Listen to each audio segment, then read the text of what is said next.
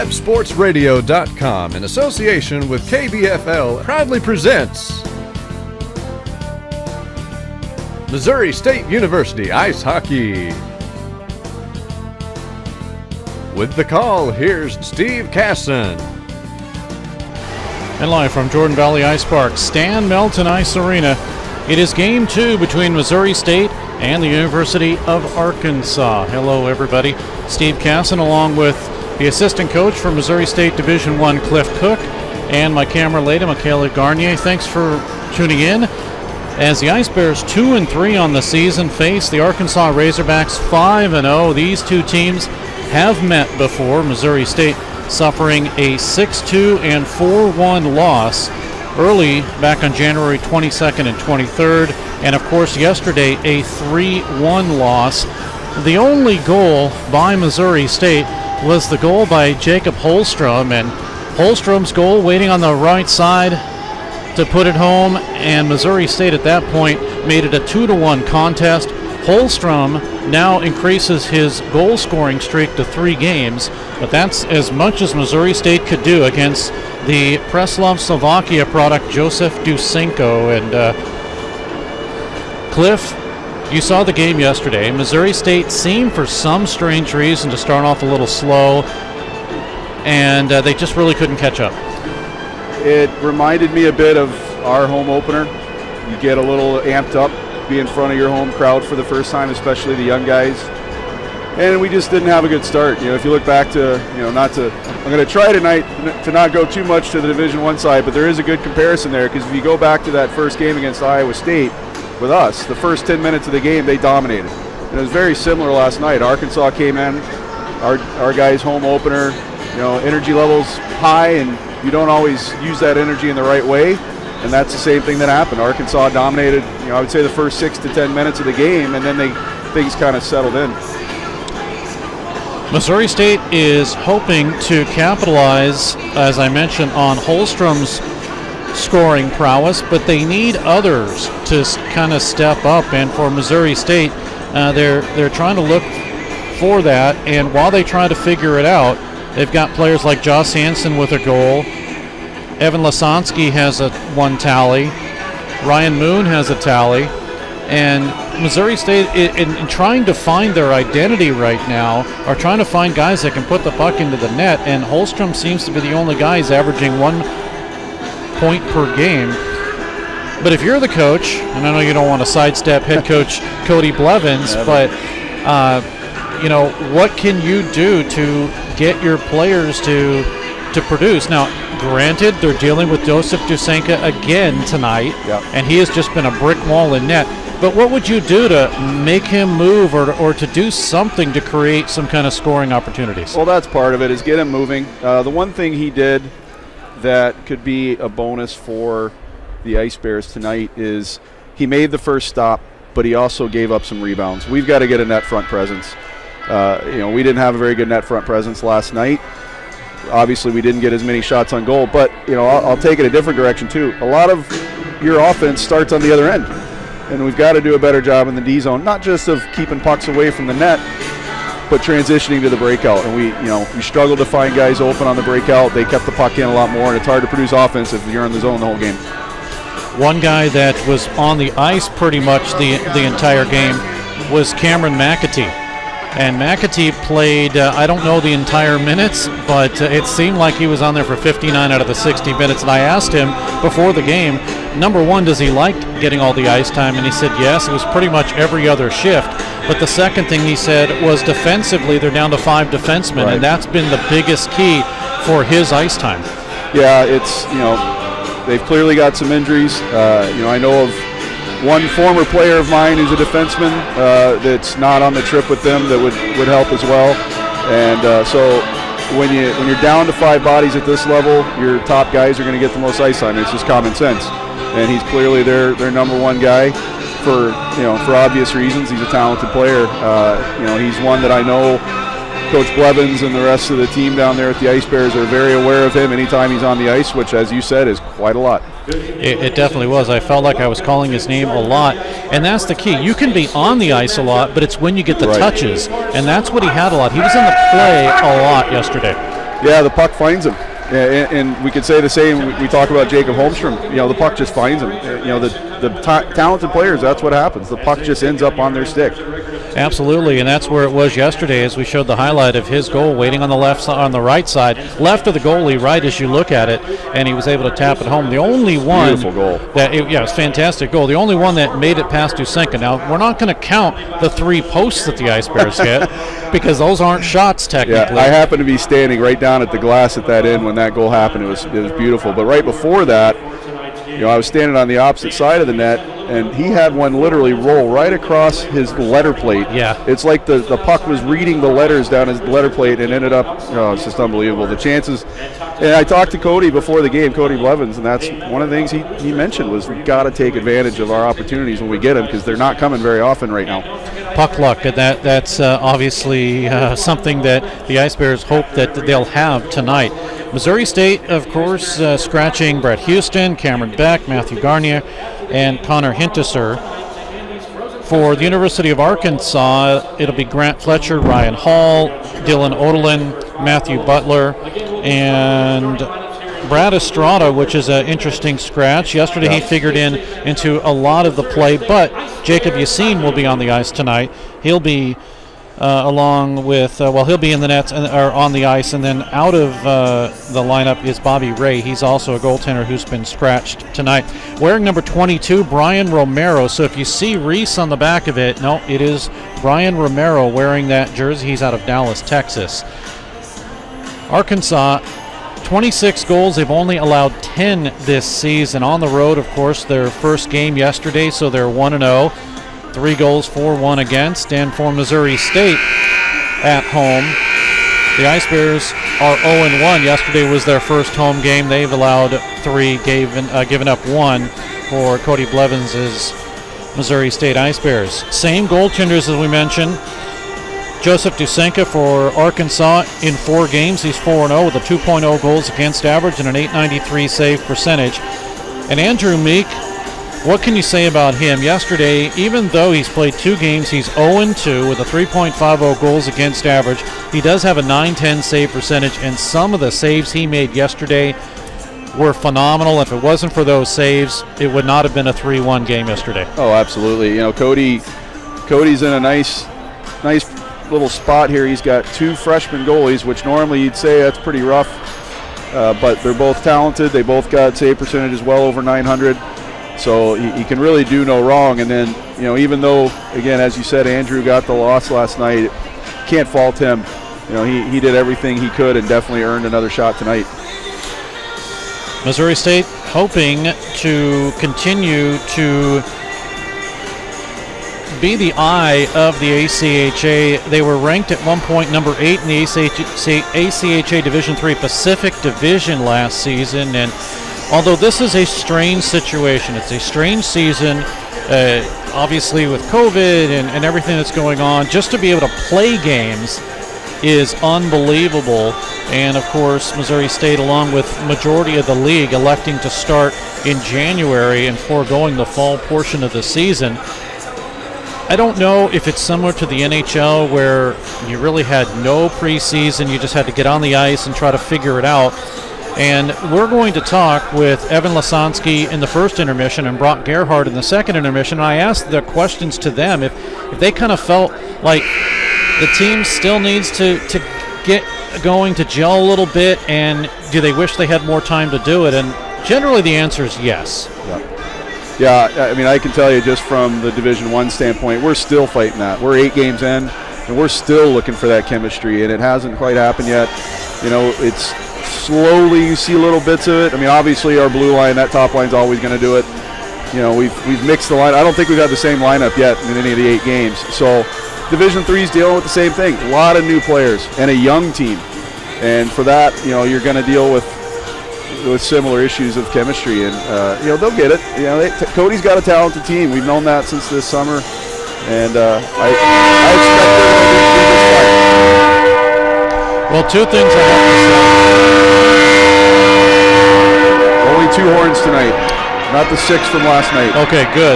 Well, the first thing I have to say is don't even try to talk over the horn. It's not going to happen, as the horn does signify that the teams have made their way out on the ice. I do have to say, if you can hear it, new tradition, we are now playing the fight song when the players come out.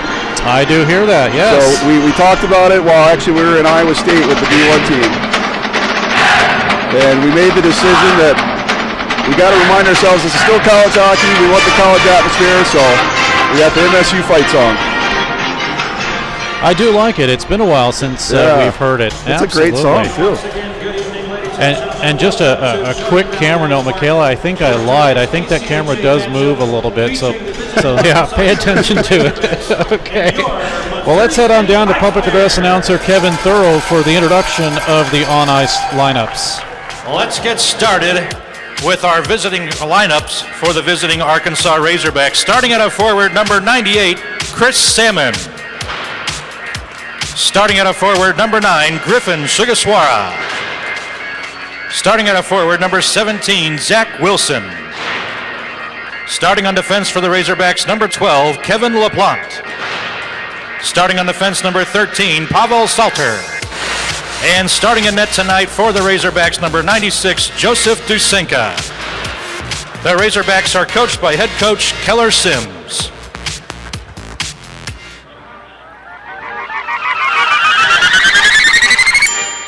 And now, ladies and gentlemen, from the heart of Springfield, Missouri, inside the Jordan Valley Ice Park and within the beautiful Stan Melton Arena, it's time. Everyone on your feet, let's meet the starters for your Missouri State Ice Bears! Starting at a forward, number 18, Jacob Holstrom.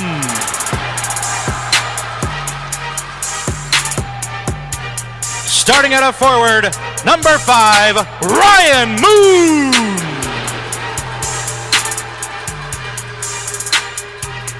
Starting at a forward, number 42, Evan Lazonsky.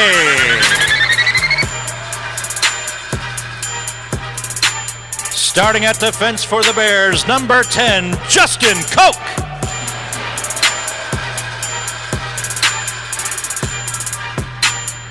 Starting on defense, number 15, Graham Suddeth. And starting in goal tonight after an amazing sequence last night of 30 saves for your Ice Bears, number 30, Andrew Meek. The Bears are coached by head coach Cody Blevins and assistant coaches B.J. Norman and Tyler Ellis. Our officiating crew for tonight's game, referees Hardy Woodward and Mark Marzola, and linesman C.J. Lutkemeyer.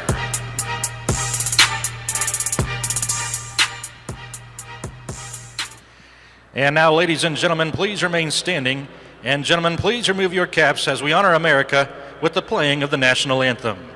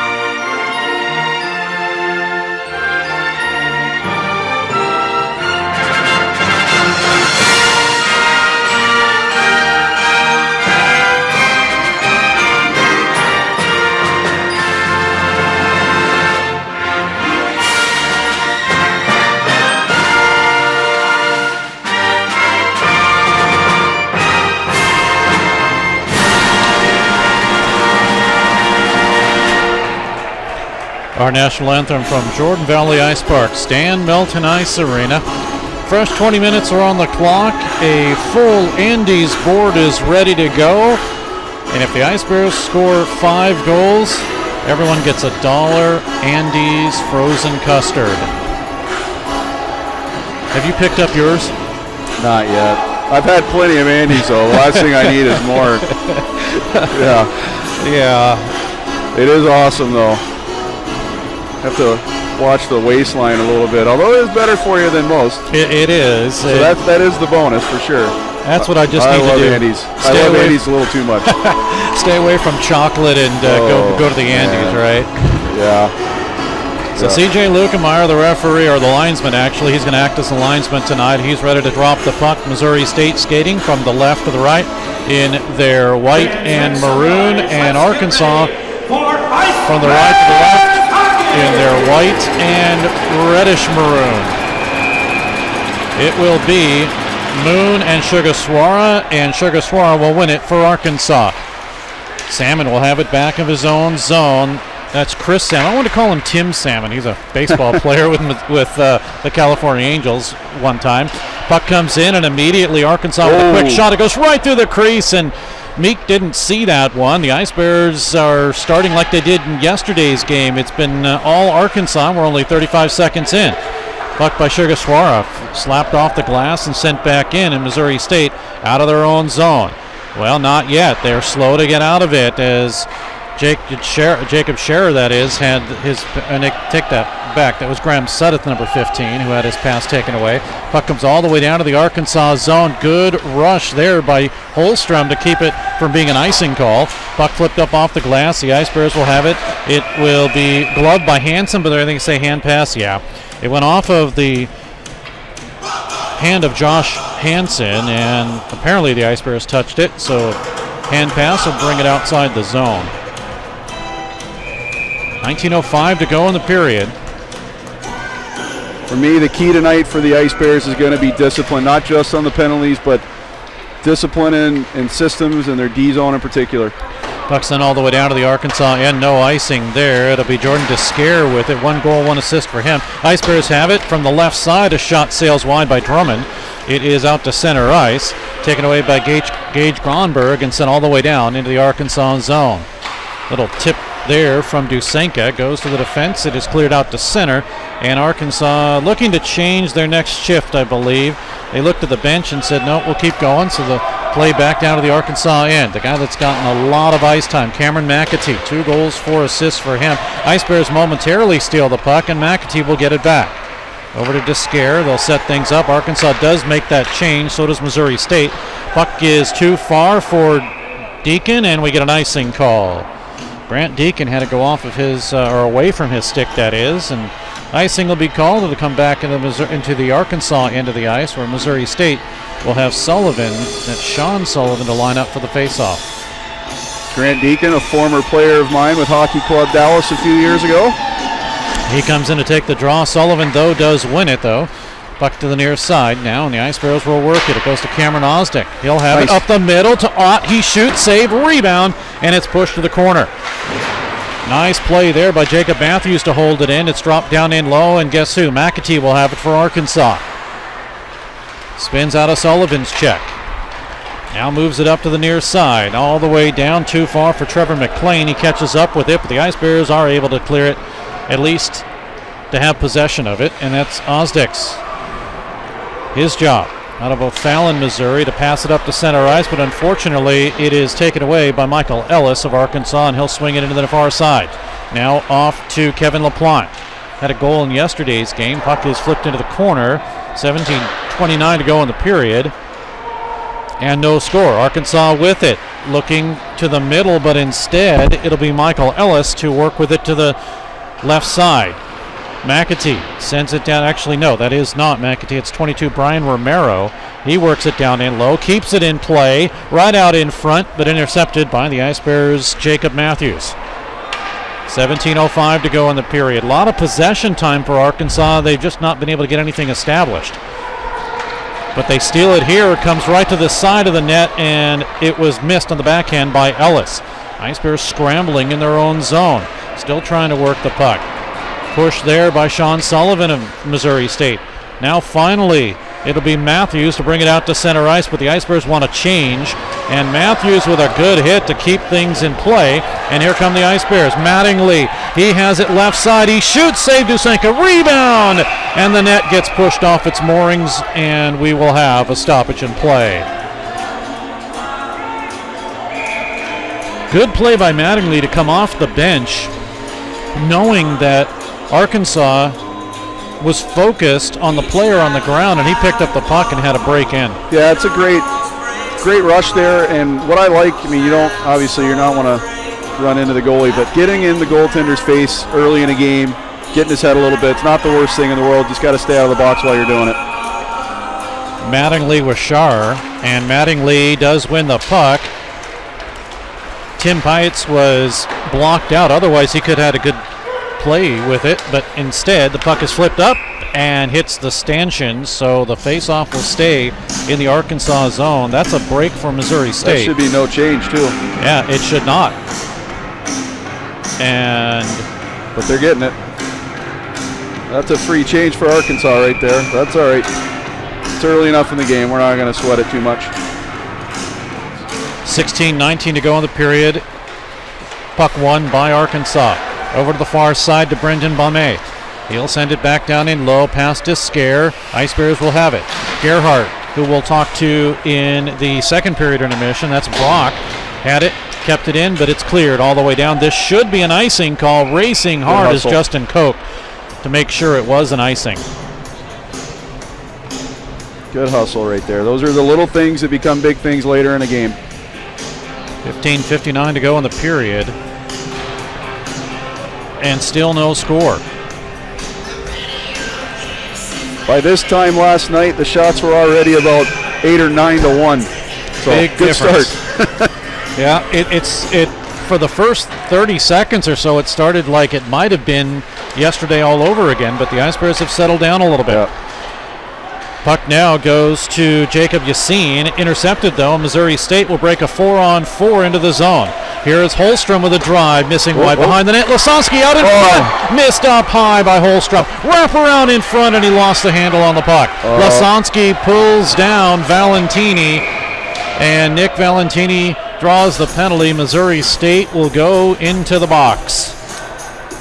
Don't like taking penalties like that in the offensive zone, but going back to Holmstrom, like we talked about it earlier, the puck is just finding him again. He's just right in the mix every time he's on the ice. Nice positive there for the Ice Bears moving forward. So Missouri State on the power play, 2 for 14, 14.3%. Arkansas on the penalty kill, 3 for 21, 85.7%.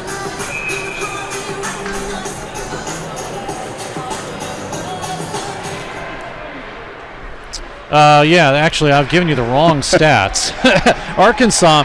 Now, I'm going to go with this. I know there's an argument on there may have been a power play goal scored earlier in the season, but the stats I have is 0 for 12 for Arkansas on the power play at this point.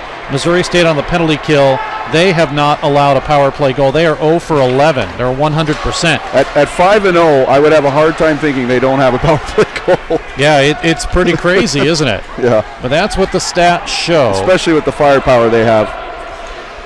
McAtee will bring it up to center. Sugaswara, he'll work it right side. Has nobody there.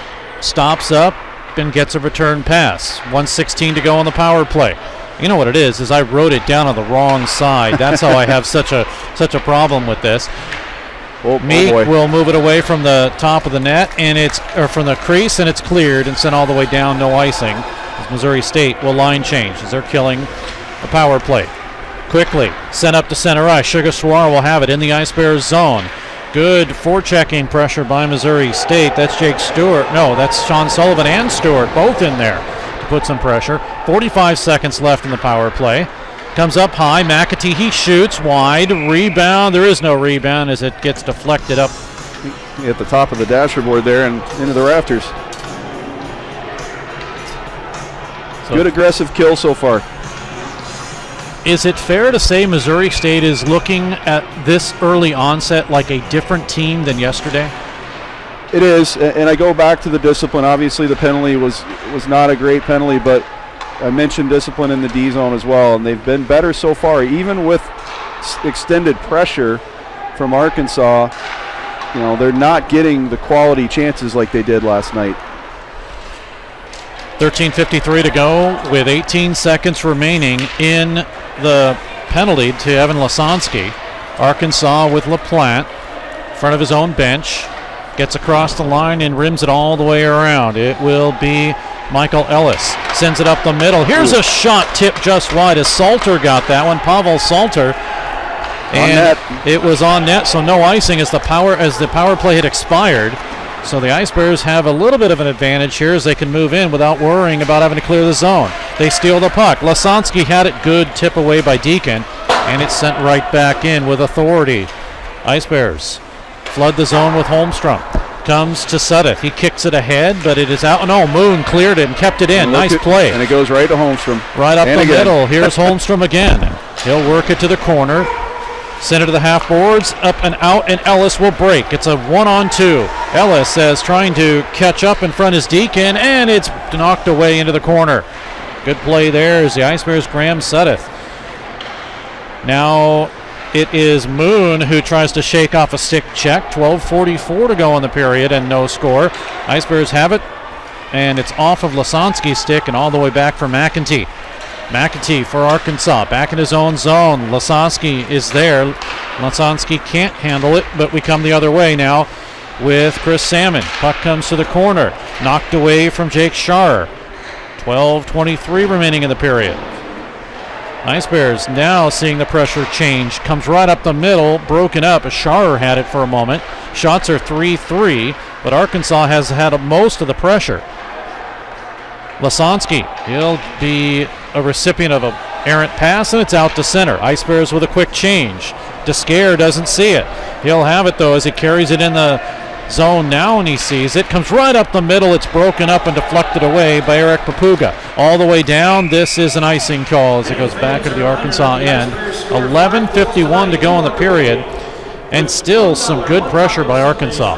One of the things that the Ice Bears didn't do a very good job of last night, and they're aware of this as well, is puck watching in the D zone. They've been better about it already tonight, and that's why you're seeing, shot totals of 3-3, and even those three I wouldn't call super high quality opportunities. So again, you'll probably hear me say it all night, is that discipline factor is going to be huge if they want to come out of this game on top. Ice Bears have a 3-on-3 into the zone. Getting hit up high is Alec Gamble. Comes right up the middle. Gamble steals. He shoots. It's blocked into the corner. Delayed penalty. Ice Bears get the goaltender out. Here's Gage Gromberg's pass up the middle. Valentini touches. It's an elbowing call. So the Ice Bears will go on the power play. That'll be Kevin LaPlante going to the box too, and that's good for the Ice Bears. He's one of their top two defensemen. Getting him off the ice for this is going to be big. Now they have to take advantage of those opportunities like we talked about in the pregame. Now my stats are correct. Missouri State on the power play, 2 for 14 for 14.3%. They've had 2 shorthanded goals scored against them this season, and the Razorbacks on the penalty kill, 3 for 21.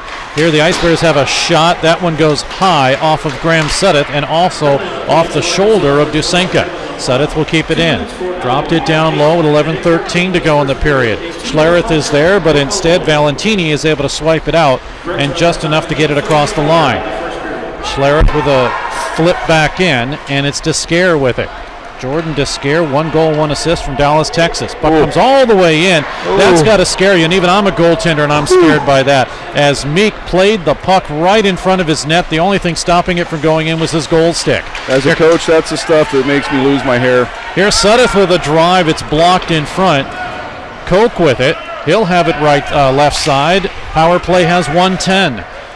Now here's Gamble. He waits, he shoots, it's blocked in front, taken away. Can Salter clear it? He does. I mean, even as a goaltender myself, I would never do that. That just scares me. I'm afraid I'm going to let it in. I was terrified just from the start of him playing that the way he did, and then to make that pass. But, okay, it worked. We're good. Yeah, 50 seconds to go. I know. Breathe. Yeah, that's worse things to worry about, right? Puck is cleared back. and into the the Ice Bears zone again. Sudeth will give it right out in front. We're going to get as Papuga gets tripped. And another penalty, so Missouri State will have a 2-man advantage for 35 seconds. Grant Deacon. I promise I did not teach him that in U18. Grant's a great kid, though. I'm glad I got a chance to say hi to him earlier. There's actually quite a few players from that HC Dallas team I coach on this roster. He's the only one in town right now, though.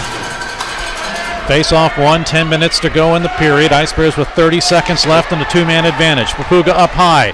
Tried to get it over right. Papuga gets upended, nothing going. Holstrom with it, back to Papuga. Shot save, rebound. Gerhardt was there, and it's taken away, and Arkansas clears.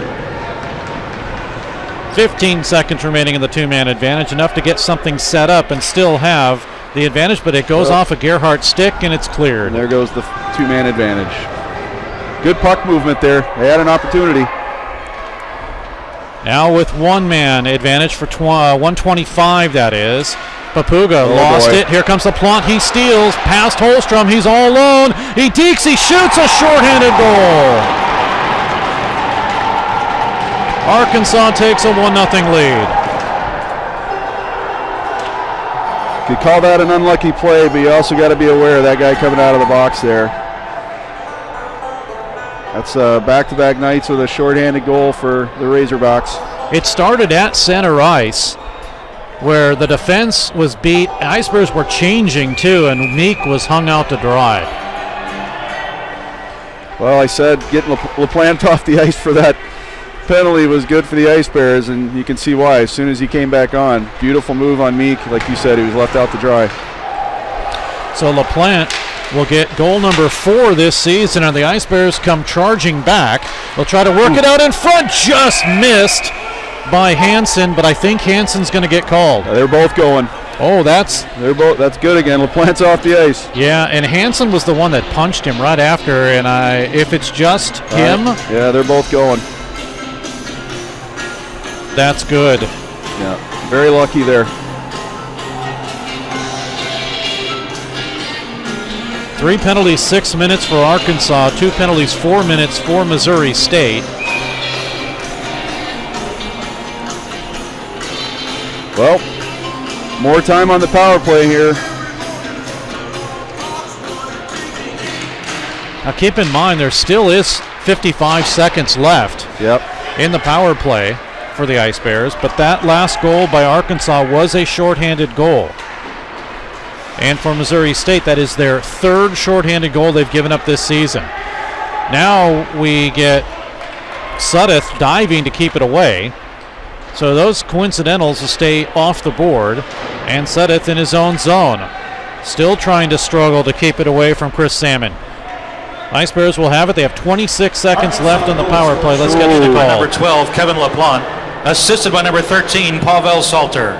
Time of that goal at 10:43 of the first period. Scored shorthanded by number 12, assisted by number 13. And then, of course, the penalties. And they both. Number 12, Kevin LaPlante. Both 2-minute minors for roughing. And those are the official calls. Meanwhile, there's 2 seconds left, and the power play has expired. We're back to 5-on-5. Missouri State out shooting Arkansas 7-4, but they trail on the scoreboard by a count of 1-0. Descare in the Arkansas zone, centers it right up the middle, and Gerhardt wasn't ready for it. By the time he turned around, the puck wasn't in the right position. Now Tim Pites with it. He gets pulled off the play. Gerhardt comes slamming through. That's a big body coming through. Stewart is down there to send it down in low, but it's intercepted by McAtee.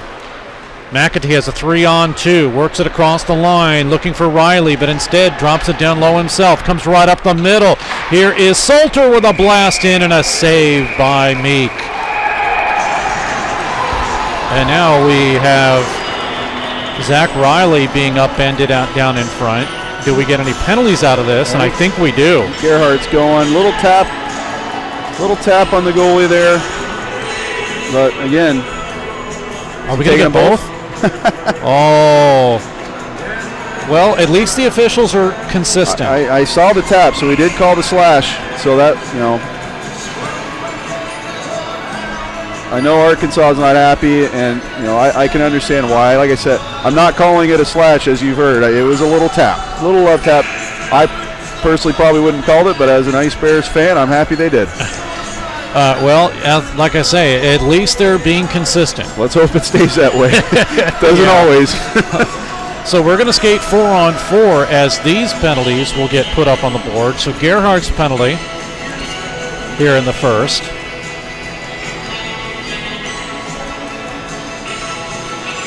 And we're waiting for the second penalty to get put up. There it is. It's Zach Riley.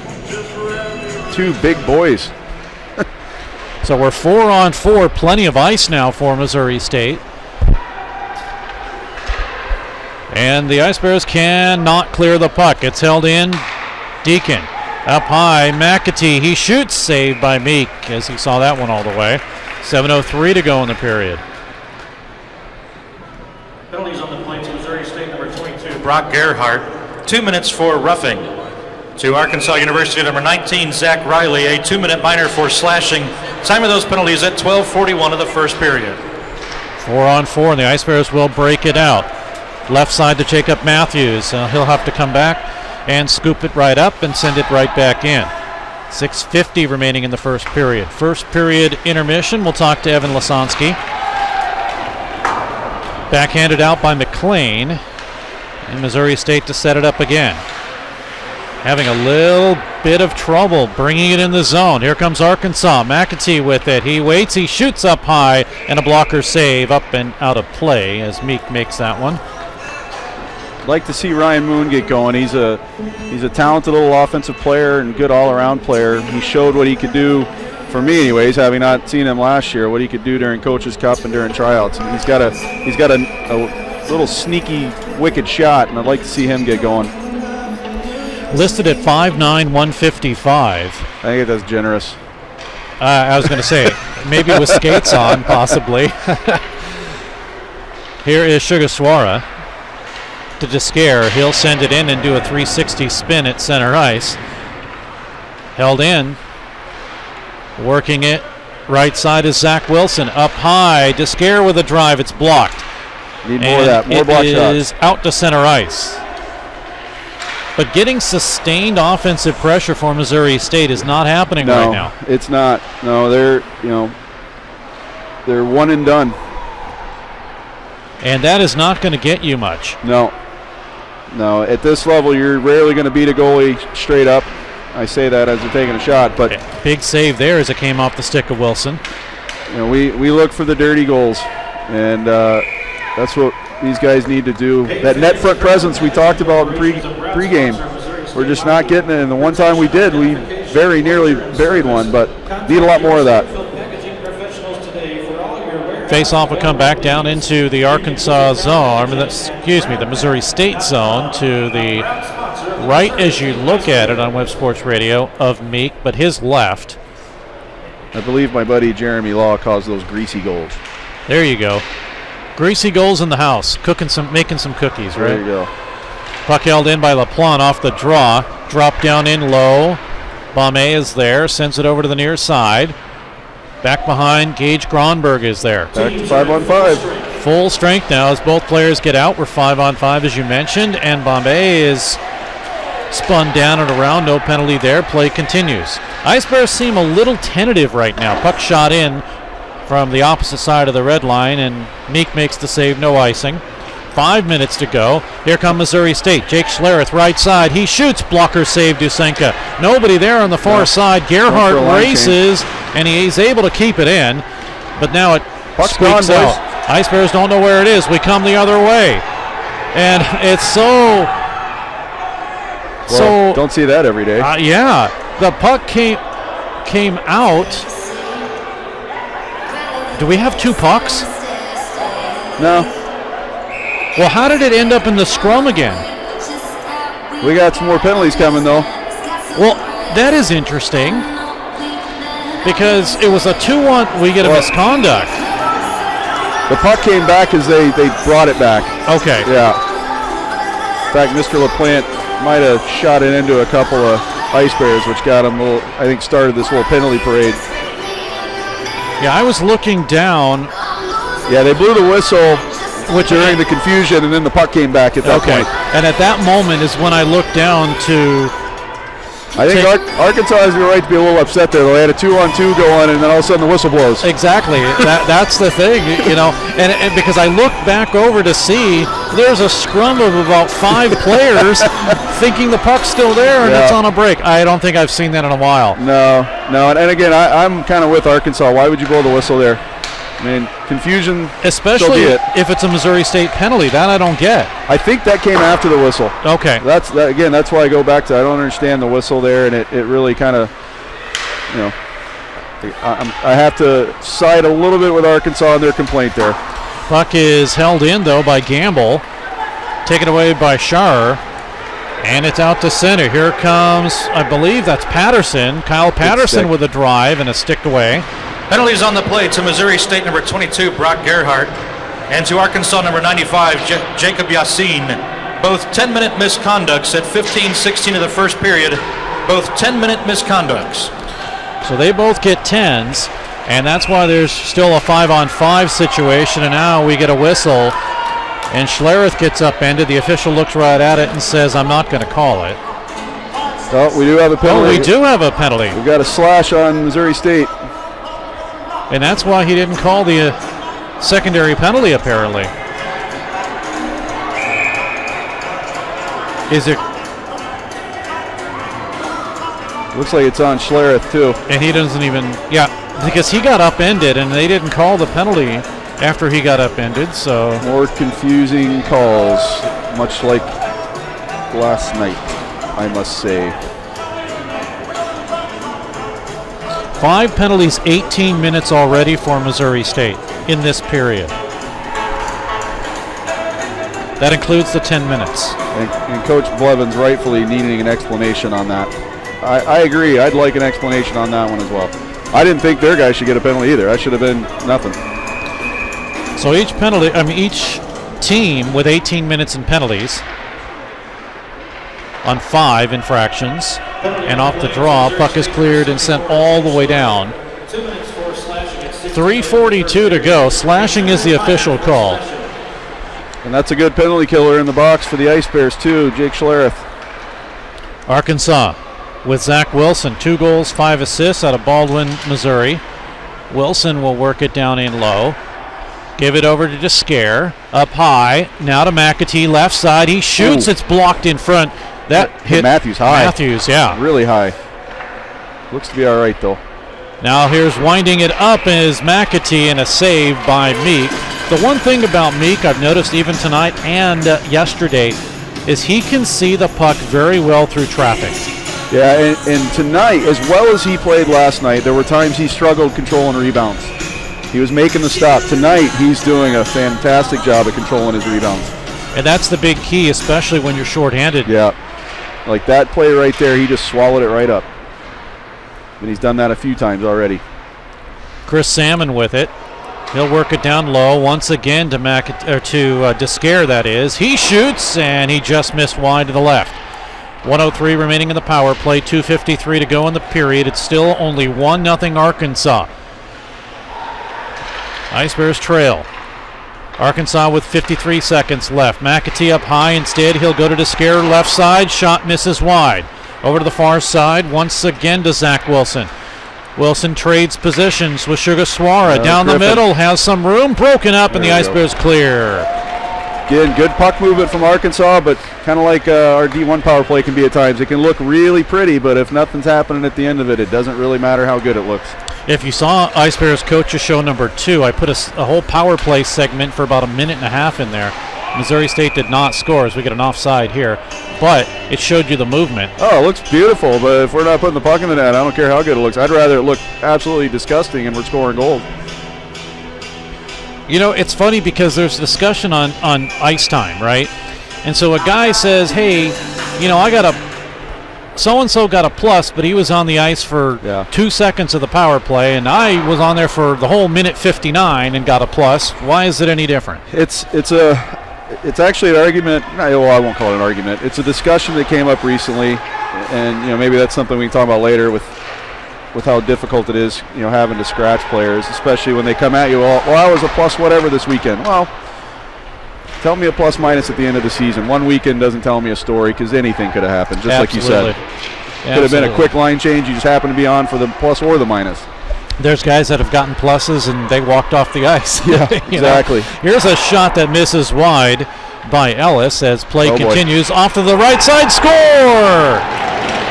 This one by Grant Deacon. He was waiting for the rebound in front, and Arkansas takes a 2-0 lead. Well, just lost some coverage in front of the net there. That's some of that discipline, but good shot there by Deacon. Maybe I did teach him how to shoot. Sorry, Ice Bears fans. So the initial shot misses wide. It comes off the boards. There's that puck watching we talked about. He's all by himself. Yep. So everybody watching what's going on behind the net and not paying attention to what's going on around him. Ooh, there's a funny bounce off the glove. 1:18 remaining in the period. We'll catch the call from Kevin Thurow in a moment, but Missouri State now down once again as they do not come back on side. So we get the offside with 1:07 remaining. Arkansas goal scored by number 42, Grant Deacon, assisted by number 37, Trevor McLean. Time of that goal at 18:32 of the first period, scored by number 42, assisted by number 37. That is Deacon's second goal of the game. The important thing for the Ice Bears is to not get into the mindset of here we go again with Arkansas. They're a talented team. There's no reason they don't have the ability to come back in this game. Probably the best thing for them right now is to get this period over with. They can reset in the locker room because they are fully capable of coming right back in this game. Shot comes in from Lasansky on the left side. Dusenka with the save. And you have to look at yesterday's game. They were as close as 2-1. Yeah, it's a two-shot game. Shots are pretty much even right now. This time yesterday, I think shots were, if I remember right, 18-6 or something like that to end the first period, somewhere along those lines. So they're right in this game. A couple bad bounces, but there are things they can do to prevent that, like we said in the last goal, and that's that discipline in the D zone, not puck watching, and making sure you take care of responsibilities. Off the draw, the puck is won. It's cleared out to center ice. 34 seconds left in the period. And here comes a rush by Zach Wilson. We're going to get a penalty. It's a delayed call. It goes against Missouri State. Now they get the goaltender out to Arkansas. McAtee with a drive. It's sent up high. Thinking this is a hold or a hook, maybe? It is an elbow. Wow. Where'd that come from? It was behind the play called by referee Mark Marzola. It goes against Osdick. Well, I got to say I missed that one, so it definitely must have been behind the play. I thought there was a potential for a hook or a hold, but it would have been a pretty soft call if that was it. 6 penalties, 20 minutes. Assessed to Missouri State. Fresh 2 minutes on the clock. Hard to win games like that, Steve. 17.5 to go in the period. Arkansas wins it. McEntee up high. Instead, he'll go to Zach Wilson. Back from Wilson through McAtee to Descare. Now McAtee to Wilson. Right side, he shoots. It's blocked in front. Descare with an opportunity in front, but time expires. Arkansas might start declining penalties. Can you do that? Maybe the 0% is true. Yeah, right now on the power play, 0 for 12 coming into today's game. And we think. Well, 0 for 13, I guess. we think. On 14, yeah. Yeah, that's what we have to do. Shots on goal, Andrew Meek faces 11 in that period. Joseph Dusenka faces 9, which is honestly a different from yesterday. Missouri State only had 5 shots in the first period on Dusenka.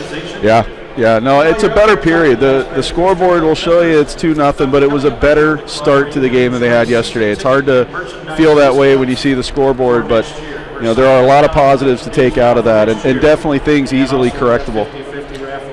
I guess they had a problem trying to get the door open, and Arkansas was waiting. That door is kind of a pain. It is, but you deal with it. The only 2 goals of the game were the shorthanded affair by LaPlante, his 4th, Salter with the assist, this coming at 10:43 of the period, and Missouri State trailed by a count of 1-0. And then at 18:32, Deacon gets his second. This one off the boards. McLean with the assist on the initial shot, and it is a 2-0 lead for Arkansas after one period of play. Your quick summation of period number one, and what do the Icebears have to do in period number two? Well, we talked about it a lot. Just be better in the defensive zone, and that will in turn create things going the other way for some offensive opportunities. And then once they're in the offensive zone, as we've said, they've been one and done. They've got to not only sustain pressure, but get pucks in the net, get bodies in the net, pay the price in front. You're going to get hit. You know you're going to get hit. Pay the price in front and get those greasy goals, as Lozzie likes to call them. I think I would add also, stay out of the box. Yeah. Well, yeah. That goes with the discipline as well, yeah. Absolutely. That's part one of discipline. Part two is taking care of all the zones. All right, as we define that one, the definition right now is Missouri State down by a count of 2-0. We'll take a break, and when we come back, an interview with Evan Lasonsky coming up in just a moment. After 20, the Icebears trail by 2. This is Barrel Bob, MoDOT's Work Zone spokesbarrel. You'll be seeing more of me as the weather warms up. Crews will be working on our roads. That means lanes will be closed for construction and maintenance work on our highways. As you approach a work zone, please don't drive distracted. You need to pay attention. I want you and my friends working on the roads to all get home safely. Remember, buckle up and put down your phone.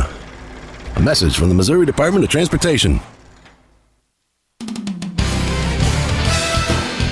Back at Jordan Valley Ice Park, Stan Melton Ice Arena. Steve Casson now with Evan Lasonsky, the junior out of St. Charles, Missouri. Now you're listed at 6'2", 215, but you're playing hockey. You don't look 215. Yeah, I'm about 205 right now. That's good. Is that normal for you? Yeah, anywhere from the 205, 210 range. So hockey season, I'm usually about 10 pounds lighter because of all the cardio and practice. Okay, so what you're saying is in the off season you don't work out. I do work out. I just lift weights, not do cardio. I know. I'm kidding with you.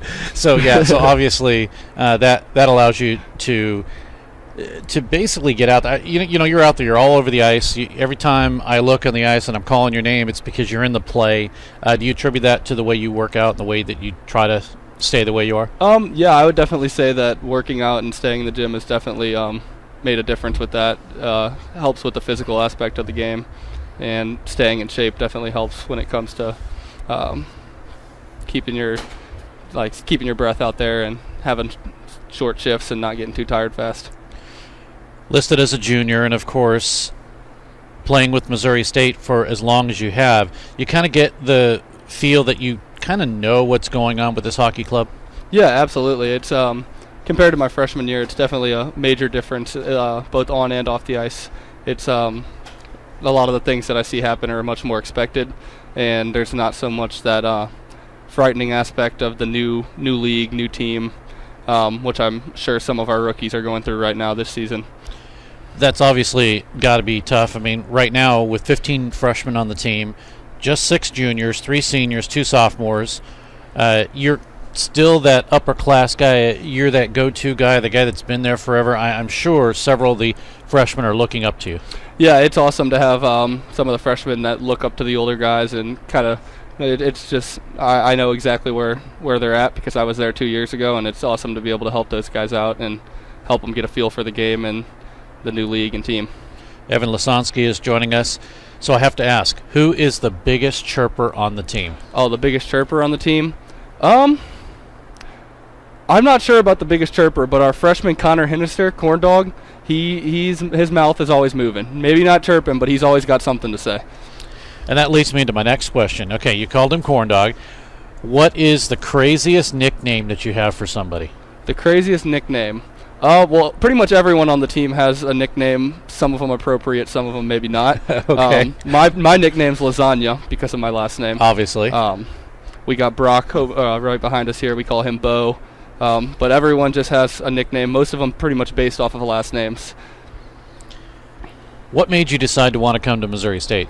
Well, I came to Missouri State because both my mom and dad both went here, and I have a lot of other family that's been here.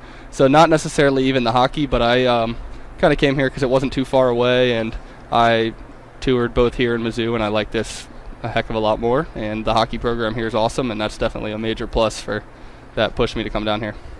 Do you have any brothers or sisters? I have 3 sisters. Do any of them play hockey? None of them play hockey, although they were all raised in the hockey rink. They all grew up and learned to. I have twin sisters that learned to walk in the hockey rink. Seriously, so not skate, but just walk. Not skate, they just learned to walk when they were standing at my games, watching all the hockey. So they were the ones pounding on the glass, cheering for you and all that stuff. Do they still come to the games? Not as often anymore now that they live back in St. Charles still, so they don't get a chance to make it out here as often. But when we're in town, they come and watch. Evan Lasansky is joining us. So what is it like to grow up in a household of 3 sisters and just you? Well, it's definitely interesting. I think it definitely strengthened the bond between me and my dad, being the only 2 men in the house. But, I mean, nothing crazy. They were a pretty low-maintenance family, so. When was it that you decided or that you discovered hockey and said, this is the game I want to play? Well, my parents actually bought me a hockey stick and a set of gloves at a garage sale when I was 2 years old. Before I even turned 3, I was rollerblading around the garage, and I started playing foot hockey at 3. So, and I've been playing ever since then. Now, I need to ask, because the hockey stick will have, unless it was a straight stick, but normally it'll have a curve on it. Mm-hmm. So did whichever way it curved dictate the way that your shot is now? Actually, no. My first hockey stick was right-handed, and I'm now left-handed. So it did not dictate. No. When did you decide that you're a left-handed shot? I'm honestly not sure. I think my dad got me that right-handed stick from the garage sale because he was a right-handed player, so he assumed that I'd be the same way. And I think once I actually got onto my first hockey team, the coach noticed instantly that I was shooting with the backhand of the stick instead of the forehand. Said, hey, we need to get this kid a different stick. There you go. And do you remember your first goal? Oh, I can't say that I remember my first goal. That was many, many years ago. There's definitely some memorable ones, but... well, let's talk about that. What is one that you'll remember that at this point stands out as your greatest goal? And it could be Missouri State, it could be growing up. Greatest goal, I don't know about my greatest goal. There's one that definitely stands out in my mind. Playing youth hockey, I scored a goal that took it to overtime in the state championship with 1 minute left. We were down by 1, and I scored to tie it up with a wraparound. That one's definitely memorable. But my greatest goal, I'd say I scored some between-the-legs goals in high school hockey, so those are pretty cool. When you're on the ice, do you have a goal? Is there something that you say, okay, by the time this game ends, I want to make sure that I do X? I would just say win the game, obviously. I mean, that's the ultimate goal as a team. We work together to achieve that goal, and there's many small goals for each shift that have to be completed to achieve that ultimate goal. So I'd say just my goal is always to work my hardest and put the puck in the net.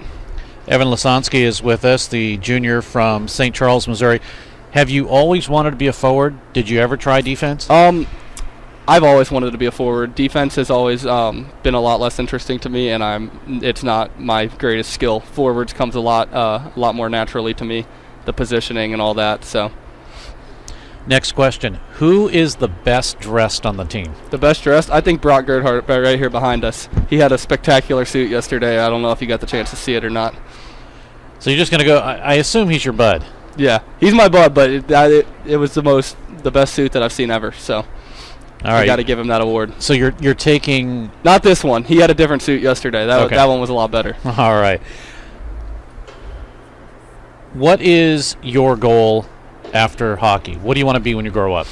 I'm not 100% sure yet. I would like to start my own business at some point. Entrepreneurship is something that's always been of interest to me. I'm currently pursuing a finance degree, so something in that field. I don't necessarily have a set job that I want to pursue, but I think that I'll start to get a better idea of that in the next few years. Finance can be all sorts of different things, obviously.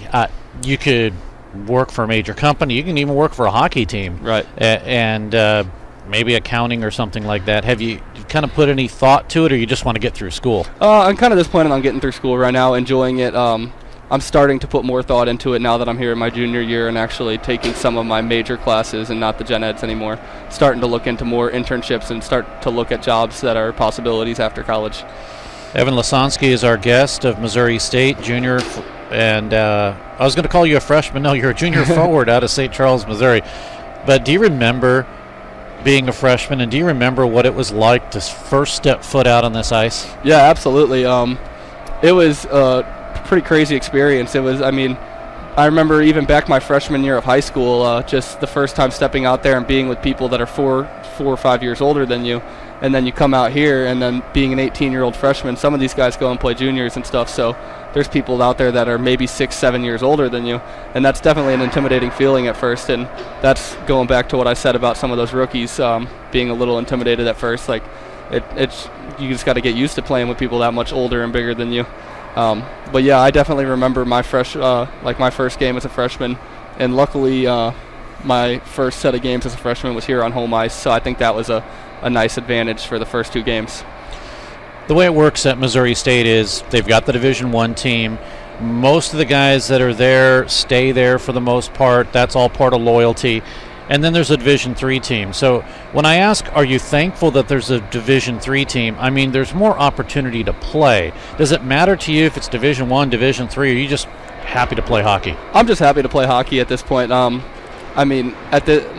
At this point, I'm just doing it for fun. Like I said, I didn't pick this school based on the hockey team. I came here to go to school, and hockey is just a great aspect that happened to happen, another benefit of being here. So I definitely enjoy the fact that we have a D3 team here. Evan Lasansky is joining us. What is your go-to road meal? My go-to road meal? I really like to get Jimmy John's before we leave because it's something that I can sit in the back my bag on the bus and can really be eaten whenever. So that's a great go-to meal.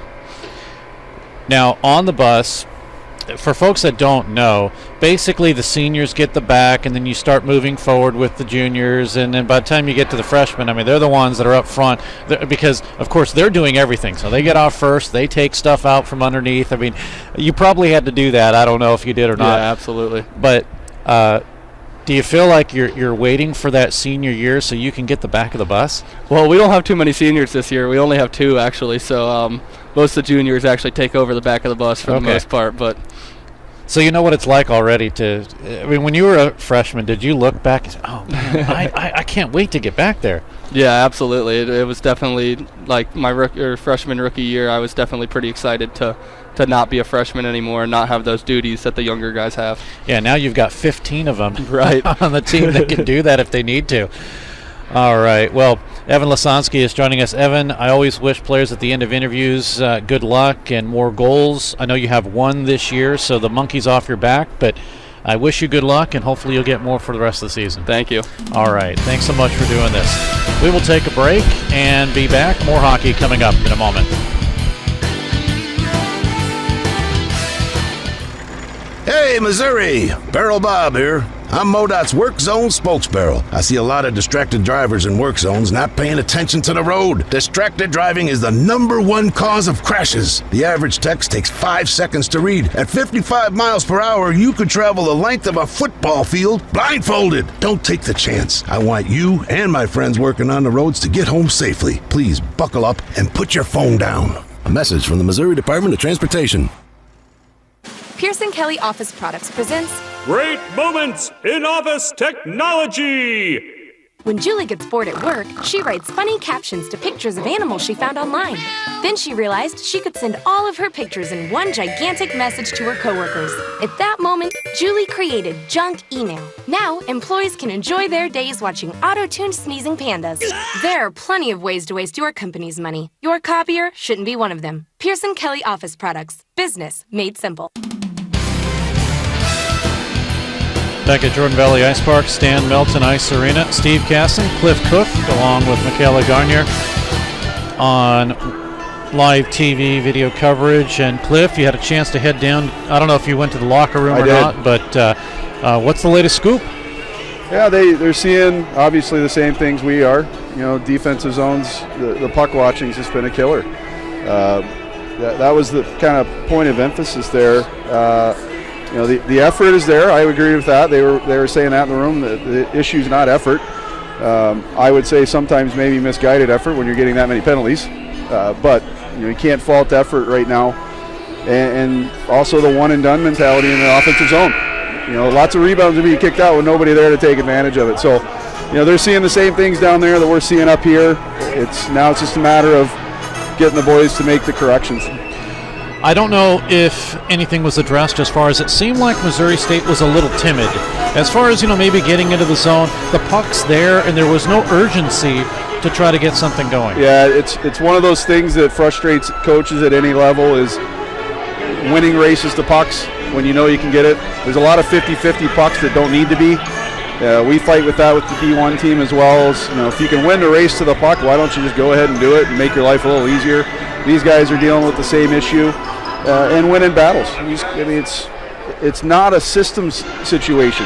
It's just doing. I say all the time to my players, you do the little things right, then the big things come. And they're not right now. There's a lot of little things they're not doing quite right.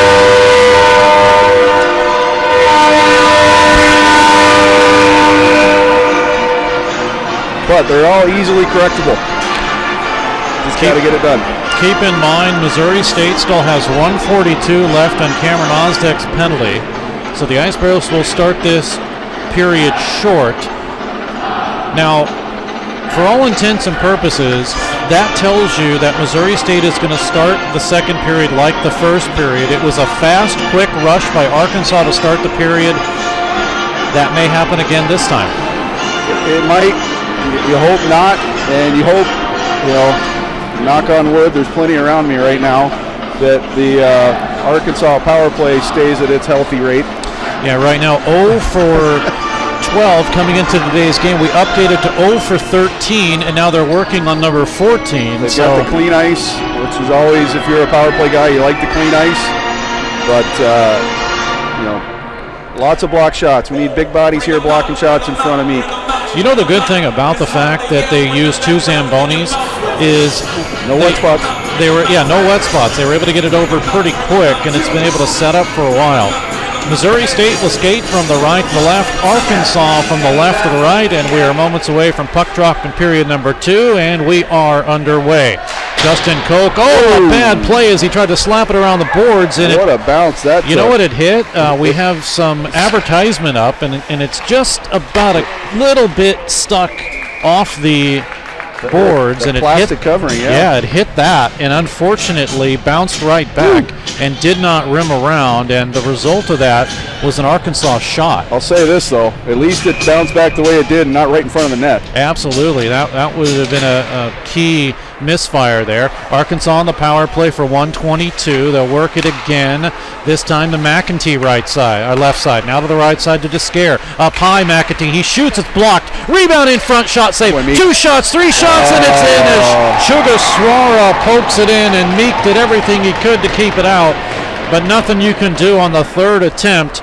And Griffin Sugaswara gets goal number 5. This can't give firepower like this that many opportunities. That offer on the power play is only going to last so long, and especially with a guy like Griffin. I had the opportunity to see Griffin play for many years down in Dallas when he was with Dallas Stars Elite, AAA program, one of the best in the country. Talented young player. Well, not so young anymore. I think he's a senior now, but you can't give guys like that many opportunities. At some point, it's going to bite you. So a 3-0 lead on Sugaswara's 5th goal of the season, and Arkansas now has another commanding lead in this series. Missouri State has been snake bit. It's trying to stay with this Arkansas club. Now the Ice Bears in their own zone. Papuga will get it out to center and back into the Razorback end of the ice. Ice Bears chasing. Osdeck will put a hit there. Ice Bears with a line change. That allows them to change up. Bucks it all the way down. This should be an icing call, and it is. 17:51 remaining. It's a weird scenario. Like I said, the coaches were happy with at least the effort. Even if it wasn't always guided in the right direction, there's effort. But at the same time, I would say, and this probably goes along with what you've been saying, a bit of a lack of sense of urgency. And, it's like you said, a little hesitant maybe, even though there's effort. It's kind of a weird dichotomy. Oh, look at me with big words. Yeah. But it's a very strange thing where there is good effort. You can see that. But the sense of urgency isn't there, and it's a weird that you can have both of those things, but we're kind of seeing it tonight. Ott sends it all the way down.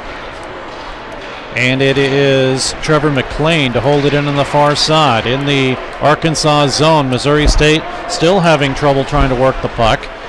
Matthews is there, cannot hold it on the line, trying to keep it at least in possession to Mattingly, who will drop it down in. Mattingly race, but instead it'll be Stewart after it comes out to send it right back into the Arkansas end of the ice. 17:05 to go in period number 2. Our intermission guest in period number 3 will be a man that has been throwing his body around, and that is Brock Gerhardt. That's a big body to throw around. 16:50 remaining. Ice Bears out of their own zone. You get a feeling, there's a lot of hockey left. They get a goal here, and that's going to change things mentally for the Ice Bears. They have to be able to figure out how to get it past Joseph Dusenka. Well, I said the same thing to Cody. I said to you right at the end of the period, I said they need to make sure they don't have that mentality of here we go again. Cody said, that's not something I'm worried about. Well, I wouldn't be either if I'm him, but at some point I think you do have to worry about it, especially after giving up that power play goal. Justin Koch has it, and it's sent all the way down. Shorthanded goal, I believe it's what it was. That the Ice Bears get that first goal of the game. I meant the third one here, this most recent goal. Yeah, the most recent one, yes, was a power play affair. Yeah. So, and they're right in this game. 3-0. It sounds like a lot, especially against a team playing as well as they are. And here's Holmstrom. He'll have it and work it through. Still picks it up. He waits and shoots up high, and it was just right through. Had an opening. Dusenka didn't see it until the last moment. And now Holmstrom will go to the bench. We just need some positive energy to happen for him. Puck will, with 15:34, be sent back down to the Missouri State zone. Justin Koch is there. Is he able to clear it? Yes, with some help from Hansen. It comes out to center, but right back into the Missouri State zone. Bame with a drive. It gets deflected up and out of play. 15:21 to go in the period. And yeah, that is a power play goal. They don't have it on the score sheet as a power play affair. See, I go back to I'm not convinced they haven't had one. There's just too much firepower on this Arkansas lineup for them to not have had a power play goal, in my opinion. I could be wrong, but I have a hard time for a 5-0 team to be 0-for on the power play. Well, at 19:43 of the period is when it was called, and this one was scored at 33 seconds in, so it's definitely... there was a minute 10 left in that power play. I looked up at the scoreboard after the goal. It's definitely a power play goal. Bame had it, and that should have been a hand pass. It's not called. Here we go. To the Ice Bears, though. They're going to work it to Schlereth. He'll have it right side, tipped right out in front, and it was just missed. I think that was Gamble in front who tried to gamble, and we come the other way. 2-on-1. Elliott. Nice play by Gronberg to break it up. Gamble will return the favor. Ice Bears have it. Oh, a couple of bodies collide. No penalties, though, as Schlereth gets up slowly. I think that's a good no call. Now, puck now at the line. Coming up soon here, though. We do. We do, and it's going to go against Missouri State. That's undisciplined. We talked about it.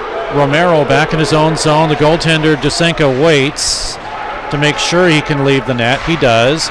Puck sent up, and it'll be touched by Missouri State. A penalty has been called, and this one... Probably cross-checked is my guess. It's going to go against Hansen, and it's interference. There was a few things they could have called there, to be perfectly honest. But power play number 3, I believe, now for Arkansas. Feels like there had to have been more than 3 at this point. There's been so many penalties out now. There have been a lot of coincidentals, so that's part of it. This is actually number 4 for the Razorbacks. So we're going to say that they are 1-4 on the power play. Shots are 15-10 in favor of Arkansas. They lead 3-0 on the scoreboard. And they work it right side. Wilson across the line, drops it back to Sugaswara. He'll have it down in low once again to Wilson. Zach gets it up, and it is past McAteen all the way down and out to center ice. 1.5 to go in the power play. Icebergs trail by 3.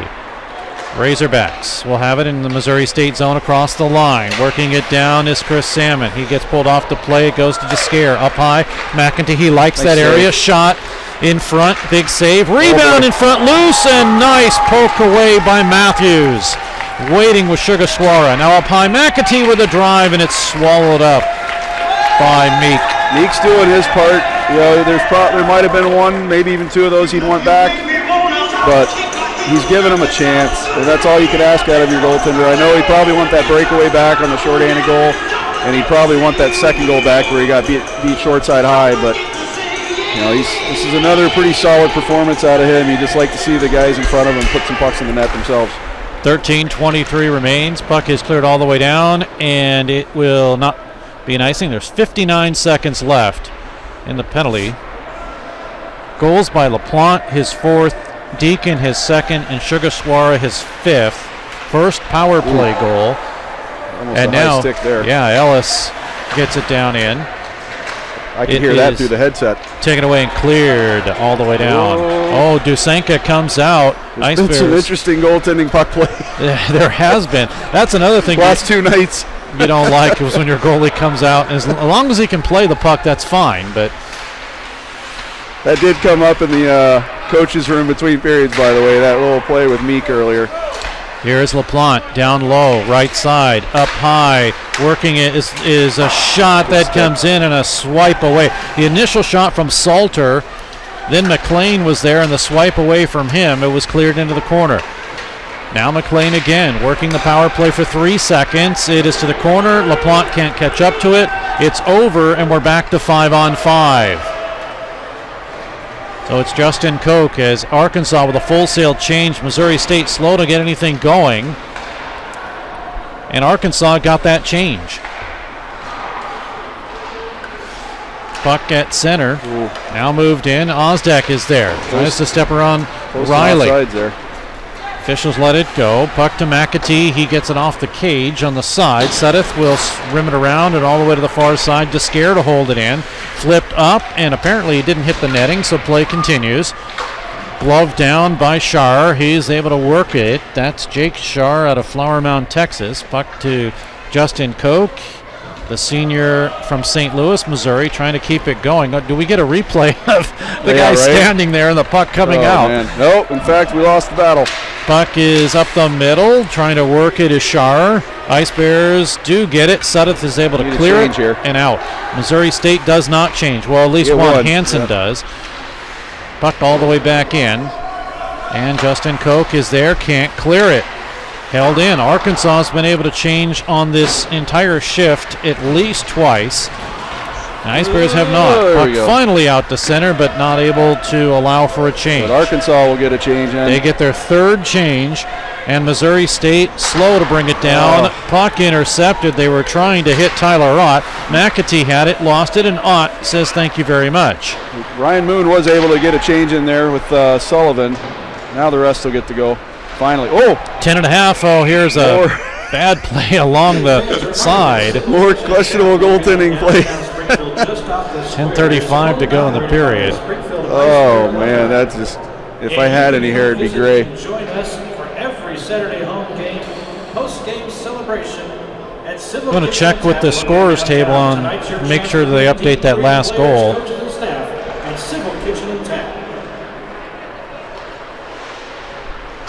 Meanwhile, play is underway. And we get another icing here. 10:24 to go.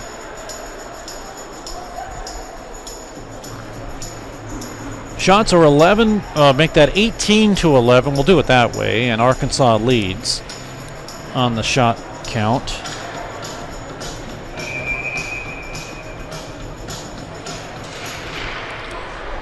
Off the draw. Puck is not won by Missouri State. To the far side. The one thing the Ice Bears did last night is they won puck battles, face-offs when they needed to. Not happening here tonight. They are winning some, but not. And again, to me, that goes back to the sense of urgency. There can be effort in the fact that you're going through the battle, but you're not winning these battles. You're not winning these races to pucks. Again, like we said, 50-50 pucks that don't need to be 50-50 pucks.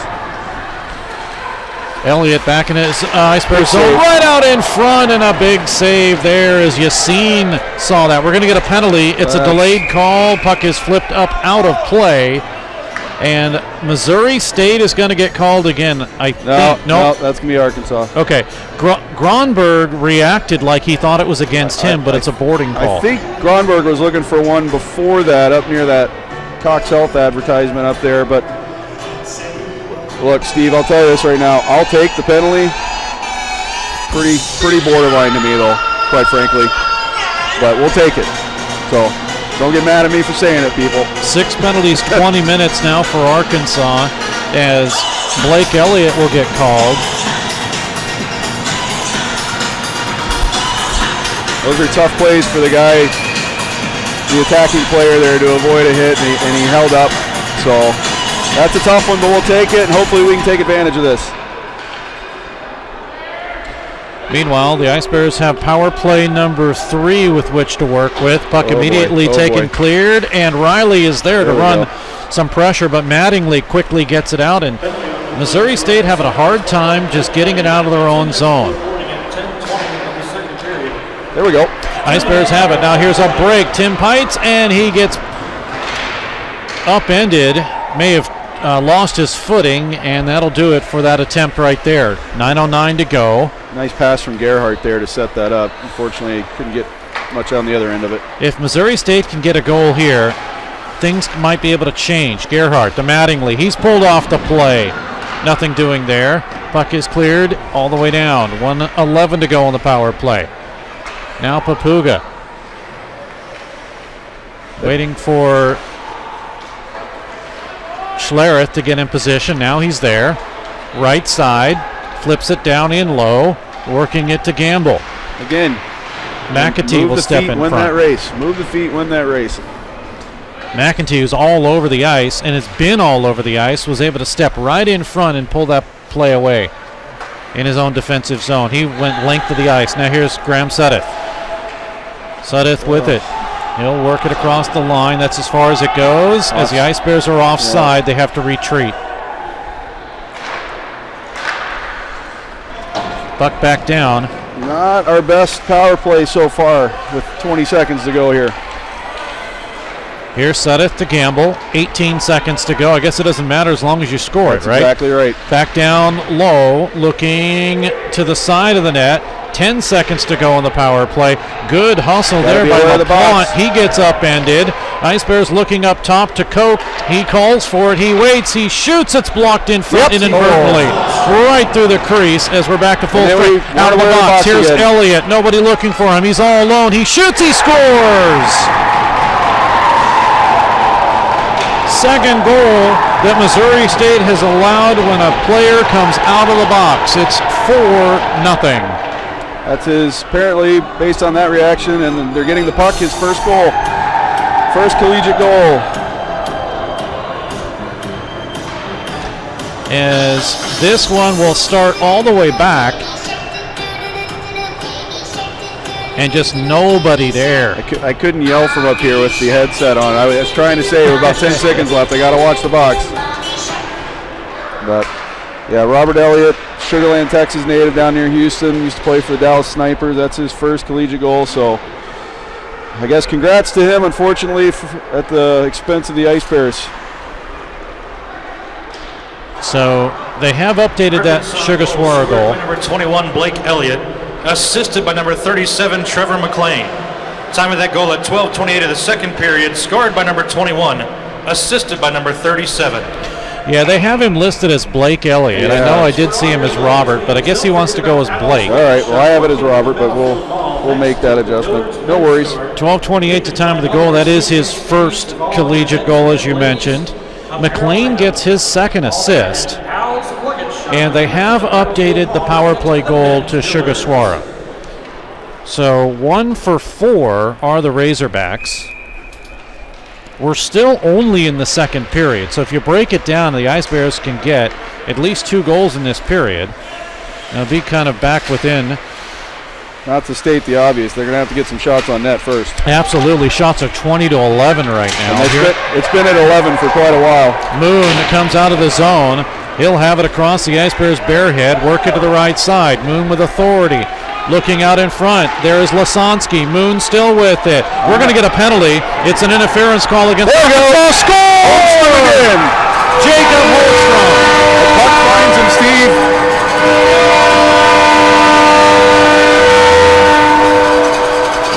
And we're still going to get the power play, it looks like. They're pointing to get him off the ice. Holstrom picks up his 5th goal, and he increases his goal-scoring streak to 4 games.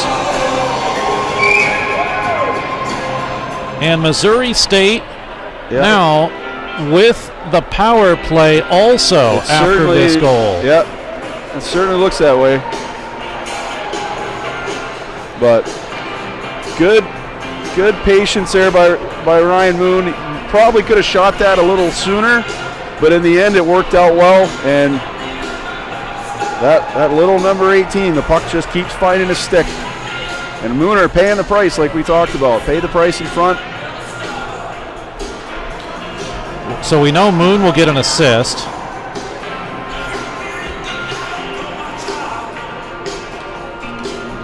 So looks like Chris Salmon is the one going to the box here. I will add a little nugget about Chris Salmon. I mentioned to you before we got on the air earlier, the hockey is a small world. Chris Salmon is a fellow Northwood School alum from up in Lake Placid, New York, like myself. So not many of those in this part of the world. Now with 6:29 to go in Missouri State having the power play and the momentum shift, we'll see if this changes things. The Ice Bears get a goal here. Let's catch the call. Well, maybe not. Missouri State goal scored by number 18, Jacob Holstrom. Assist are pending on that play. Time of that goal at 13:31 of the second period, scored by number 8. Well, we know Moon gets an assist. At least Moon. I think I think there was probably an assist to a defenseman, because that play started down actually behind the Ice Bears net, in fact. And here goes Holmstrom flying. He'll give it to Campbell. He gets a shot off, save Dusenka. It is Ice Bears are off buzzing. the side of the net. And Big save. Big save there by Dusenka. A stick is lost. I think Holmstrom took something in the mouth. He's holding his mouth as under the bench. He is going to the bench. We'll have to watch that. 49 seconds remaining. There's a different energy now, though. You can feel it. Definitely. Missouri State gets one here. It's a different hockey game. They get 2, and things will definitely change. Puck is sent all the way down and cleared. No icing, though, on goal. Arkansas gets 1 change. Schlereth for Missouri State out of his own zone. Nice move right side. Has some room. Comes down the middle. Gets it right on the line. And should get another penalty. Nope. That should have been a boarding call, as getting boarded was Sudeth. Shot comes in. It's blocked from the far side. Now Missouri State's Hansen. He waits. He shoots, and it's blocked in front. Well, I'm going to say right now, I mentioned the play in the corner down here that I thought was pretty soft. That was way worse, and no call. I still wouldn't have called the first one, but if they're going to call that, we talked about consistency earlier, you have to call that play on Sutter. Absolutely. Have to call that.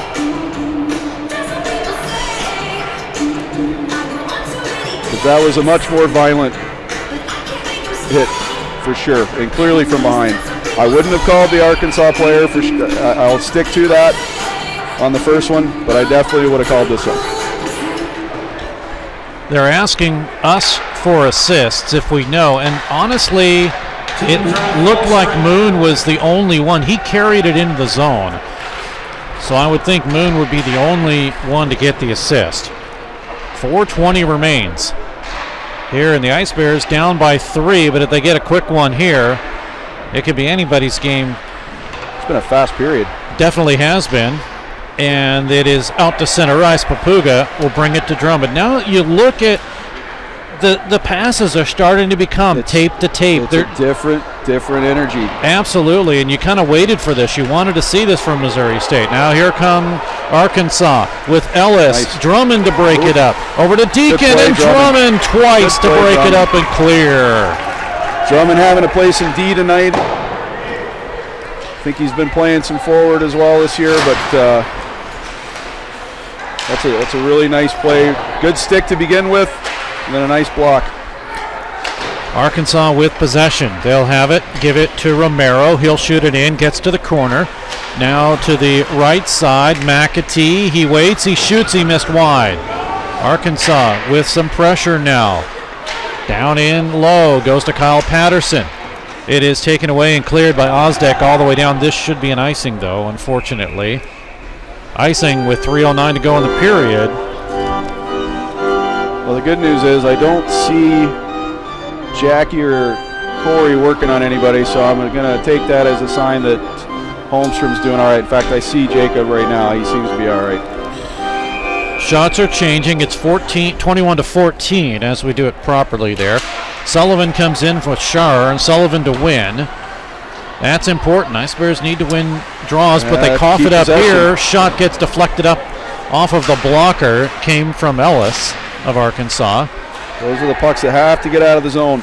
Patterson chases. He'll have Ozdek step in front of him. Now it's Papuga for Missouri State. 2:45. Ice Bears need a change. They're pretty gassed, and they couldn't change on that icing.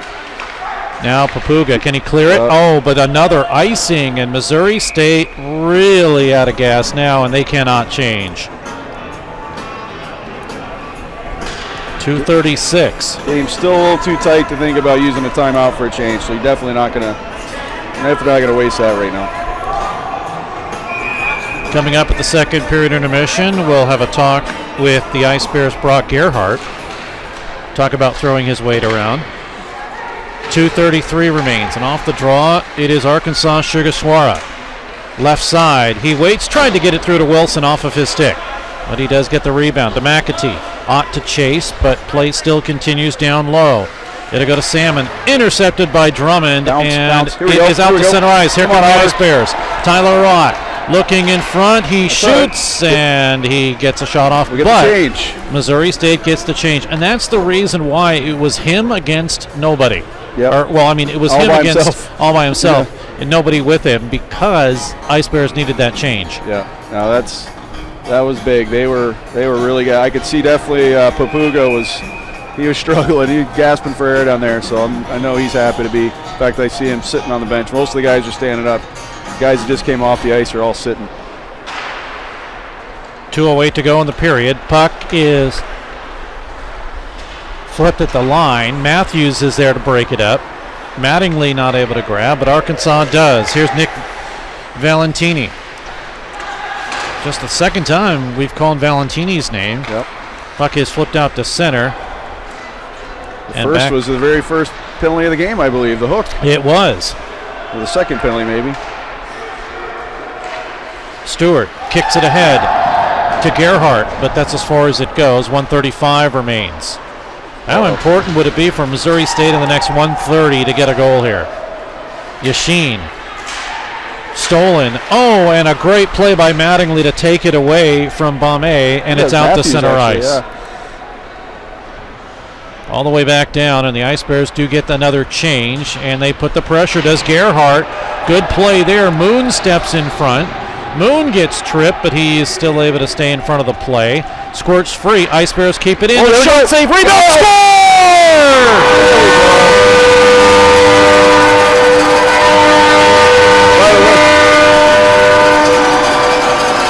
Lasansky will get it.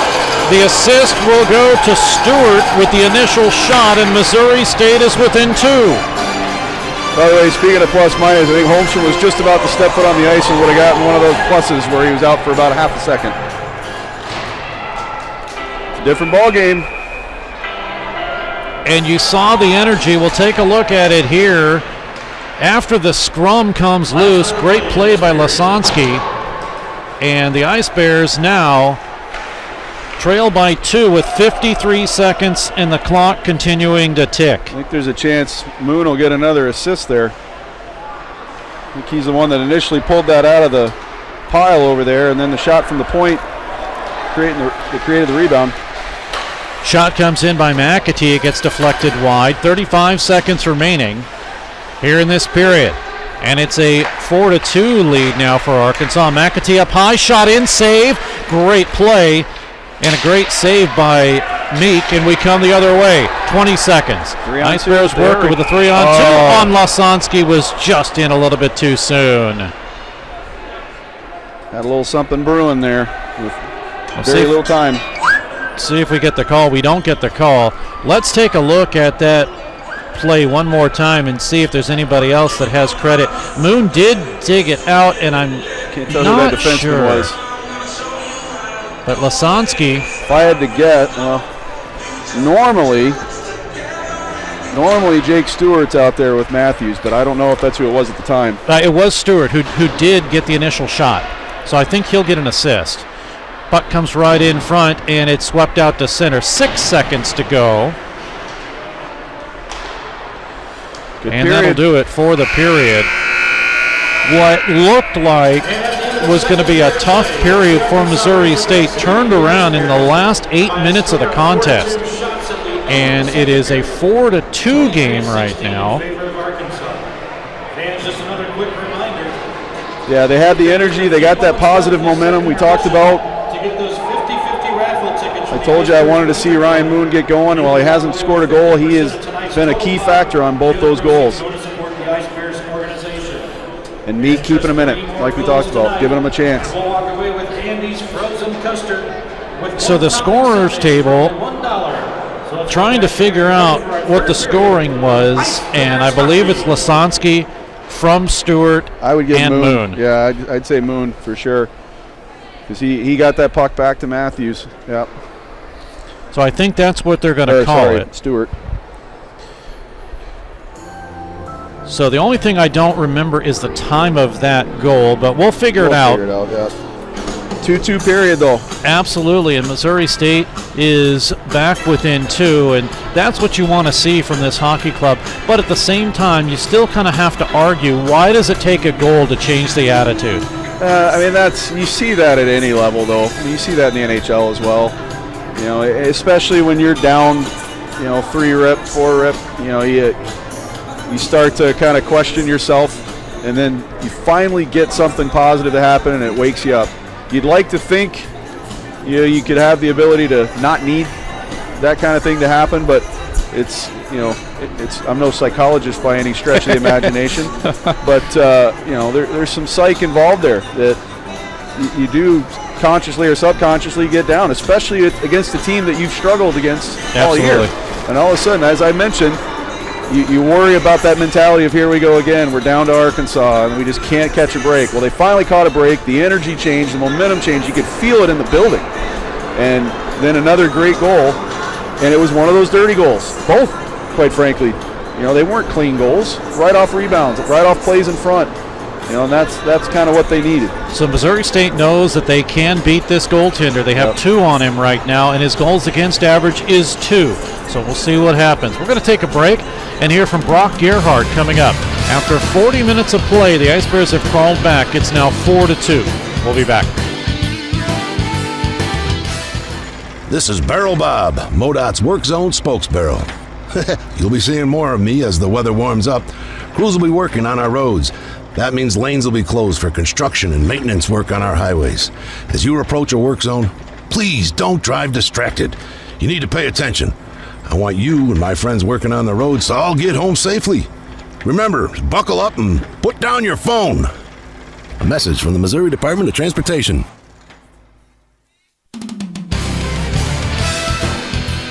We're back at Jordan Valley Ice Park. Steve Casson with you, along now with the Ice Bears freshman and Brock Gerhardt out of Festus, Missouri, listed at 6'4", 209. Is that accurate? That might have been accurate at the beginning of the season. Freshman 15 definitely came in. So you slimmed down a little bit, just like your counterpart did in period number 1.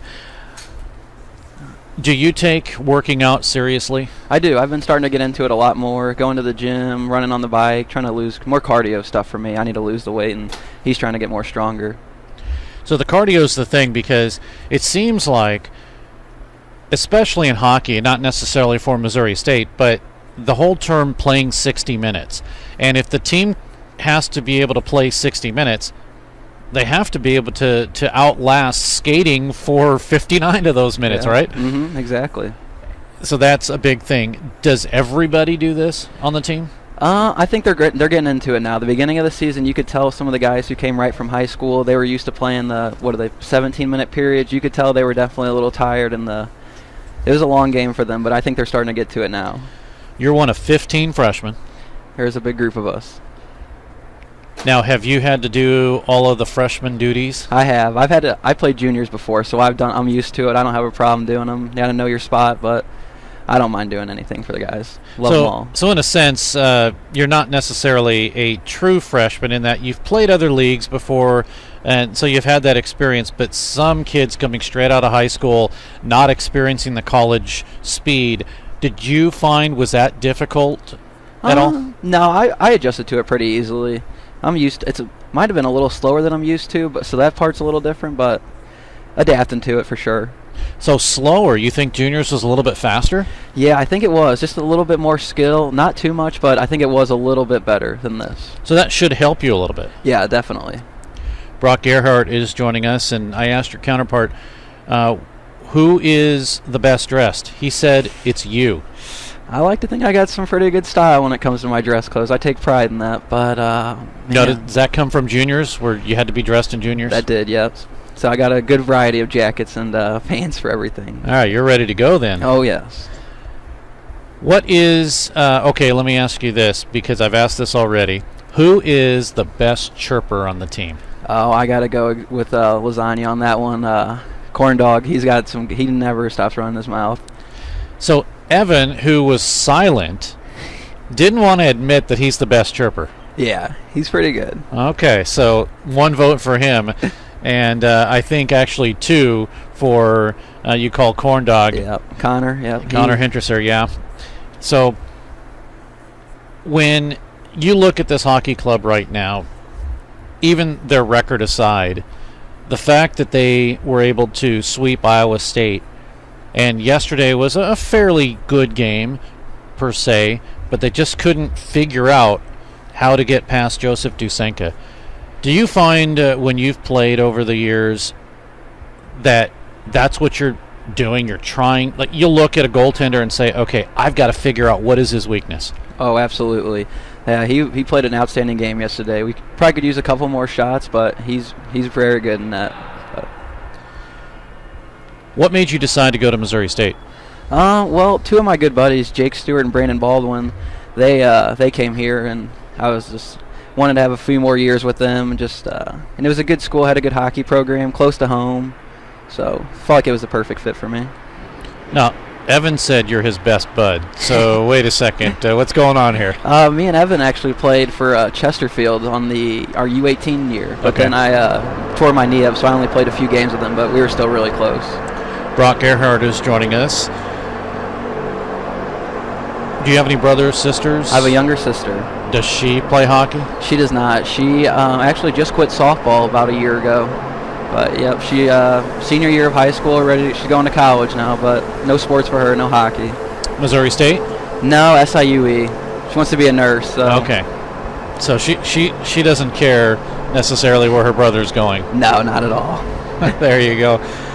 Do you remember when you were growing up what made you want to get into hockey? Well, I think my dad just was playing when he was younger, and then he just wanted me to go try it out. We used to go to public skates all the time, and I just fell in love with it. Just going fast on the ice was just a great feeling, and then when I started playing, just knew I loved it. Been my whole life pretty much is hockey, everything I've done. Brock Gerhardt is joining us of Missouri State. When you started playing, was that the only sport you started playing, or were there other sports? No, well, I started with hockey, and then I did baseball, soccer, and I think that's it, just baseball and soccer. That was just on the side, nothing too crazy. Did you find, even though you got to play those sports and they were what they were, did you find that your mind was always racing back to hockey? Oh, yeah. I couldn't wait to get on the ice when I was younger, just looking forward to it. Loved playing hockey in the garage, rollerblading around the neighborhood. Who's your favorite NHL player? Ooh, I love Ovechkin. A lot of people don't like him, but I love him. I love his enthusiasm for the game. He loves scoring goals. Love that. A lot of people don't like the way he celebrated the win of the Stanley Cup and how he's not really taking COVID to heart, right? No, he's not. He's a party animal. But so you just like his style, in other words. Yeah, how he plays hockey. Ignore the off-ice stuff, yeah. Right? Brock Gerhardt is joining us. Do you remember your first goal? Ooh, I don't know about my first goal. I do not remember that. Gosh, first goal. I was so young, I do not remember my first. What's your most thrilling goal, something that you'll always remember? Oh, it's got to be my first hat trick, and I didn't get it till I was probably a Bantam. One of my last years playing club hockey, one of my last games, I got it when there was a second left on the game, and I scored the hat trick, and it just such a good feeling. It was neat in that one. Well, that's always nice to get the hat trick in that too. Yeah. How many hat tricks have you had? I think 3. Had 1 last year in my juniors, and then 2 just when I was younger. Brock Gerhardt is joining us of Missouri State. We mentioned earlier you're one of 15 freshmen. With such a young team, does it, when I ask if it worries you, I don't necessarily mean that, but do you feel like this team is, even with the amount of games it has under his belt, do you feel like this team is kind of shaking off the butterflies, is out there and knows what to do now, or there's still a little bit more to go? I think we still have a little bit more to go, but they're definitely getting it under their belt. They're figuring it out. They're learning how to play at this college level, keeping their heads up. It's a lot more physical for a lot of them, I can tell, but they're working hard and they're very open to learn, I can tell. They don't have big heads on their shoulders. They'll take criticism any way they can get it and make them better. What do you want to be when you grow up? I haven't decided. Just some work with my hands, really. I'm a working man. Okay. I'm trying to think of what there is when you say work with your hands. Plumber, carpenter, anything like that, welder. Well, then that begs the question, why did you go to college? Couldn't give up hockey, honestly. Okay. Just wasn't ready yet. So it's a hockey thing, even though a trade may be something that you're interested in. Yeah, I think I'm going to go here for a couple years, kind of figure it out, get my gen eds out of the way, and then maybe go into a trade or something like that. Still trying to figure out the plan. Or maybe just finish your college just to have a degree. Exactly. Just get a degree in something that kind of basic, and then help that maybe like a business degree, so I could start my own business like that. See, that would be perfect. That would be a great idea. Mm-hmm. Brock Gerhardt is joining us of Missouri State. When you're out on the ice, what are some of the things that you want to accomplish? Or is there anything that you say, okay, this is what I need to make sure I get done when I'm finished with this game? I just need to make sure that I hit people, make sure my physical presence is out there, definitely. I'm one of the bigger guys on the team, probably the biggest, so definitely need to be hitting some people out there. When I ask this, I don't necessarily mean that coach is actually telling you to do this, but when he said, does he go out and say, all right, Brock, I need you to throw your weight around? Oh yeah, sometimes he'll start me in the beginning of the game and say, we need a big hit here off the game, put them on their heels. And do you come through? I like to think I do, yes, if I get an opportunity. When you're out on the ice, do you have an idea, or a plan or something when you get the puck that maybe you have rehearsed in your mind, okay, this is, if I get the puck, I'm going to do X? I'm going to have to go with the slap shot. I love taking my slap shots. I got a good one off yesterday, and I haven't gotten one off in a while, so that felt really nice. But definitely shooting the puck. That's one of my key main aspects. Brock Gerhardt is joining us. One final question here. Do you feel that you're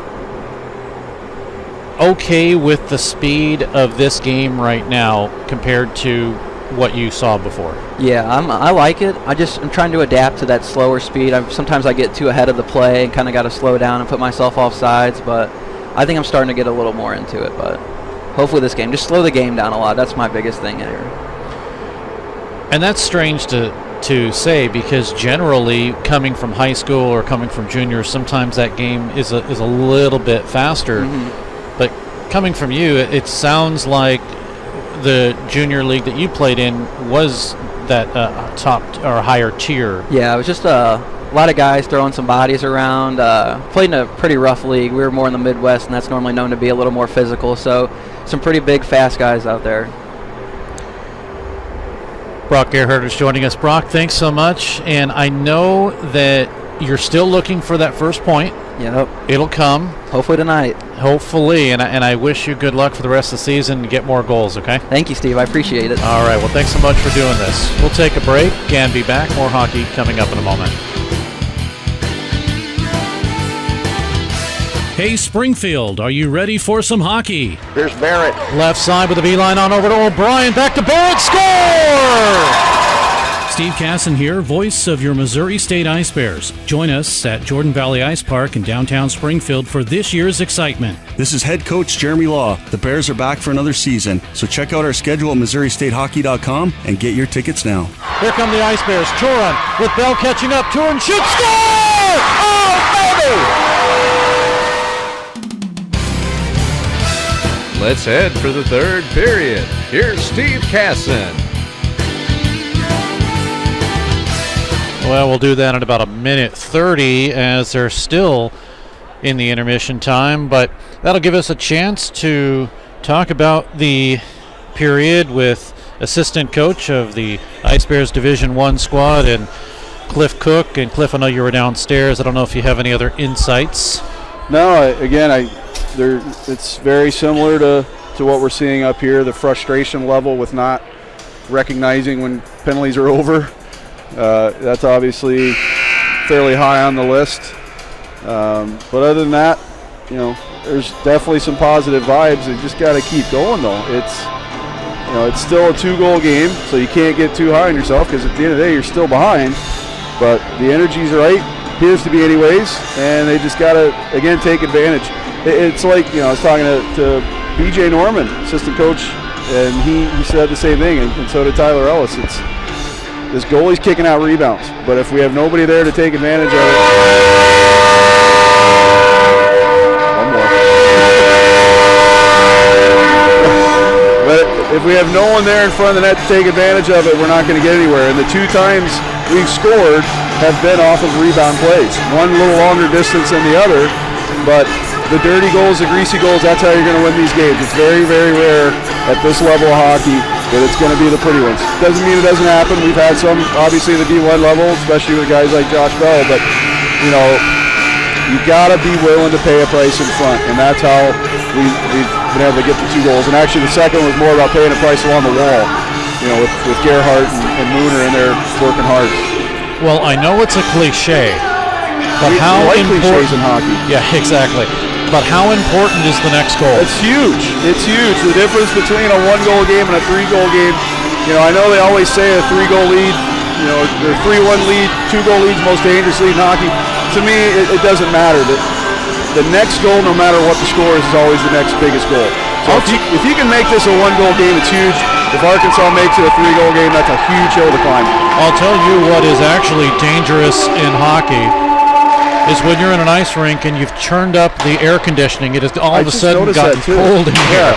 Meanwhile, as the Ice Bears will skate from the left to the right, Arkansas from the right to the left, immediately Missouri State with some pressure, and it's back out to center, and Papuga will have it. Holstrom will have it. It'll be worked into the corner. They're going to announce the actual assist and the goal Assisted by number 24, Jake Stewart. And by number 5, Ryan Moon. Time of that goal was at 18:58 of the second period. Scored. So they have officially announced their goals. Here come the Ice Bears. Holstrom comes in, and Dusenka comes out to recover it. But Kevin Thoreau happened to be down in the room when I was down there, so I made sure we got the goal the assist situation clarified. Yeah, in fact, the official scorer, Corbin, came up and he asked me. He told me the reason they couldn't announce it is the officials gave different numbers that weren't even on the ice. Well, I'm sure there was some confusion because if I remember right, there was some penalties being called at the same time as well, or was that the previous goal? That was the previous goal. Okay, well, what do I know? Yeah, it was a scrum out of the corner, kind of the same thing. Here's Sugaswara. He gets upended, and they're going to call a penalty on it. Sugaswara has drawn a penalty. It's against Schlereth. That's a pretty bad call. I'm sorry, but that's just not a good call on Sudeth right there. And, yeah, Sudeth. I think I said Schlereth. It is Sudeth that's going to go. He made a really nice step there at the blue line, the way you're taught to do it. They call it trip. And they're going to call a trip on that. Man. Wow. So Missouri State now has to kill off a penalty. And we talk about consistency and stuff like that, just grinds your gears a bit. Right off the draw, puck sails wide. Trying to be PC about it. There you go. Can't say bad things about officials. Salter missed that one wide. And Missouri State.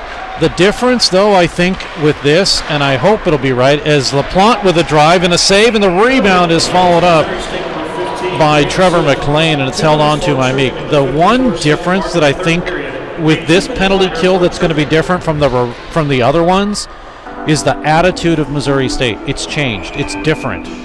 It is. I have no doubt about that. I will say it is a gut punch, though, when you see a defenseman like Sudduth just did make a really nice play, what you think's a really great play, and he gets penalized for it. It's a downer. But again, you've got momentum. You got to keep pushing forward here. So Arkansas finally scored their first power play goal of the season, at least officially now, and Missouri State trying to thwart this one off. They have 1:16 remaining in it. They try to get it to the corner. It does not get cleared. Salter will hold it in. Down the middle he shoots. It's blocked in front. No, maybe that blocker save. Yeah, out in front. Salter again. He instead passes over to the left side. It'll go around Grant Deacon. And now 59 seconds remaining in the power play. It's out to center ice. And Missouri State one line change. They get the tired penalty killers off. Salter will have it for Arkansas. His pass is bad, and Missouri State will carry it back into their own zone, though.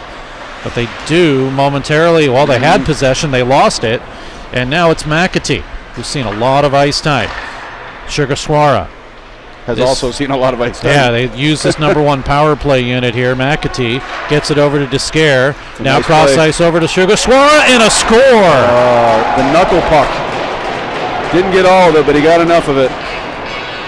It's 5-2. Again, that's tough off a questionable call to give up a play like that. Sugaswara will get his second goal of the game. Second power play goal of the season, and yes, his second power play goal also. So Arkansas is 2 for 5 on the power play. Something I don't think, well, I know they haven't seen this year.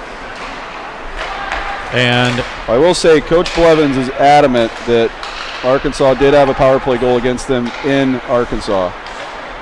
It's just not recorded that way for whatever reason. Next stoppage in play, we'll take a look at this goal. But it's now a 5-2 lead for Arkansas. Descaire and McAtee will get the assist. Arkansas goal scored by number 9, Griffin Sugaswara. Assisted by number 2, Jordan Descaire, and number 25, Cameron McAtee. Time of that goal at 2:29 of the third period, scored by number 9, assisted by number 2 and number 25. So it's 5-2. Puck comes right up the middle, and a shot missed up over the net by Schauer. He had to look down to control the puck, and when he did, he realized he was coming in too close. Puck is cleared out to center, and then by the time he got the shot, he had to flip it up over the net. So now it's kind of deflated things for Missouri State. Patterson comes in to the corner, and it will be cleared out to center, but that's as far as it goes. In Arkansas, they get another line change. Now getting held up is LaPlante, no penalty. Missouri State will move it out to center. They'll bring it all the way down. This should be an icing call. And stepped up at the red line. Yep, waved off.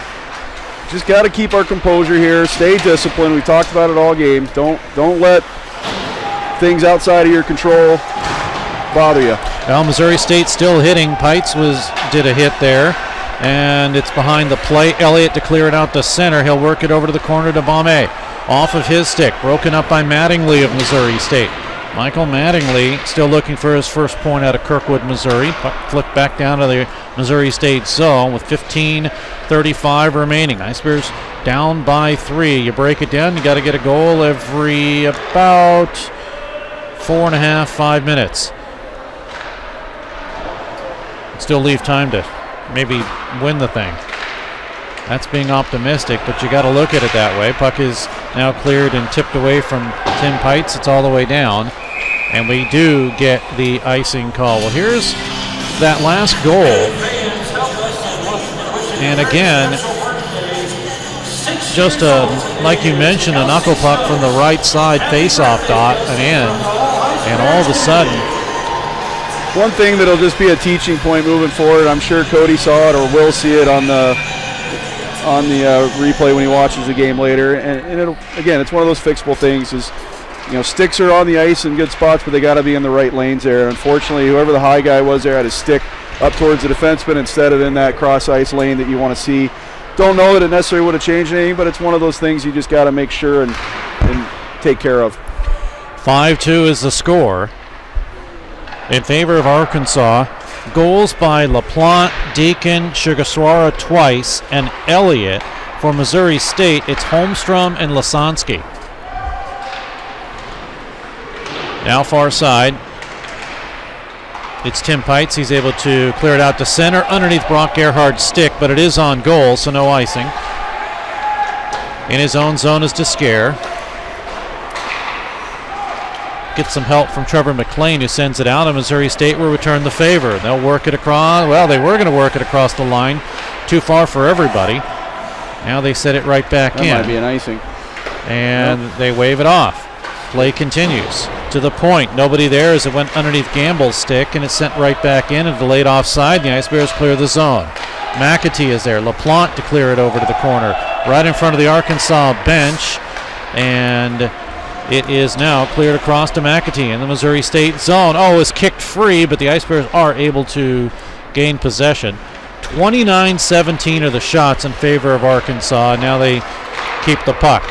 McAtee shoots it in. He wanted to go to the bench, but instead he shot the puck in, and now he'll take his probably half a shift on the bench. Ice Bears have it with Schlereth. They come the other way. Oh, lost the puck, and he gets hit hard, and we're going to get a penalty. This one will go against Romero, and he looks at the official and says, why am I getting called? Well, that was a hard hit into the boards, and he is, Schlereth that is still down. That's a high hit too.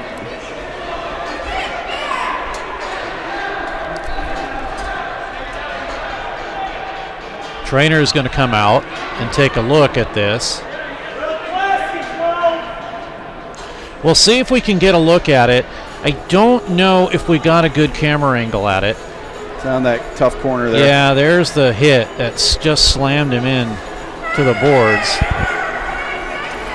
Well, and we got a little extracurricular happening here. Not surprising, really.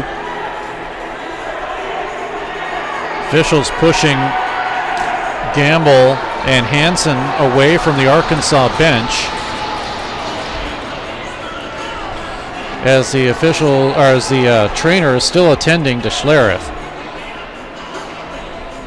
And he is up on his feet, although he is being helped to the bench, and that is a good thing.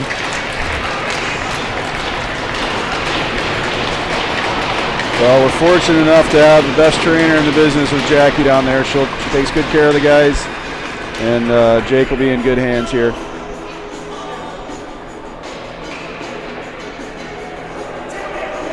So the fact that he is heading over to the bench and not the locker room is a good thing, and he walked off and sat down.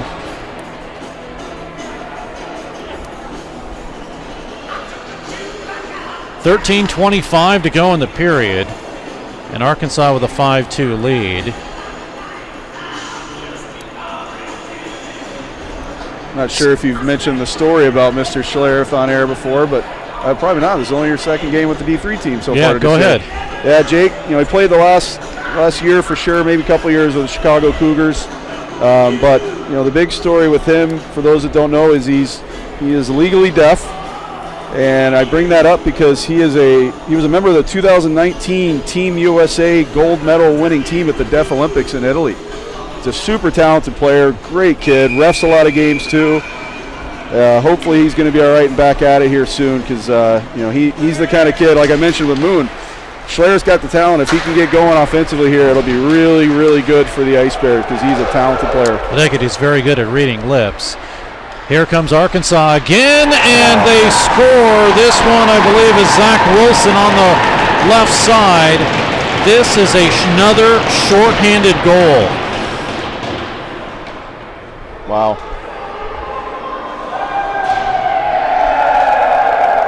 That is Wilson's second shorthanded goal of the season.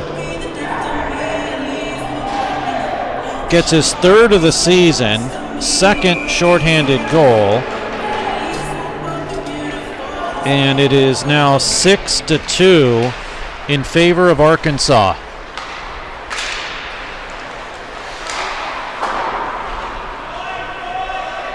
And that started with a 2-on-1. Yep. And that has quieted the crowd. We'll wait to the next stoppage and play, and we'll take a look at that one. Puck comes in on goal. Dusenka made the save, but he didn't have to. Puck is cleared all the way down. No icing. It's been waved off. Shots are 30-17. Salter will have it. He'll send it right back in all the way down, and let's catch the call. Number 22, Brian Romero. 2 minutes for roughing at 6:35 of the third period. A 2-minute minor for roughing. Wow.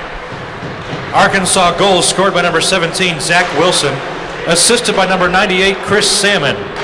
Shorthanded goal. Time of that goal at 6:47 of the third period. Scored shorthanded by number 17. Assisted by number 98. So that hit results in a 2-minute roughing, Steve. Wow. All right. Not much to say after that. That silenced the crowd, and it silences us, too. Yeah. Yep. Sudduth will send it back in. McAtee let it go, and now Gerhardt with a hit on LaPlante. It's cleared out to center, and Stewart will rework it.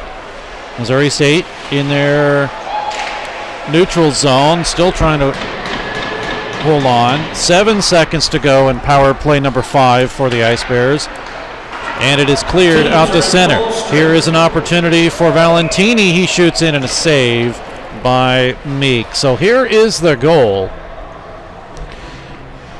And, sorry, that's the hit. Hold on a second here. We'll take a look at the goal here. So here's the goal, which starts out as a potential 2-on-1 and finishes off with the score.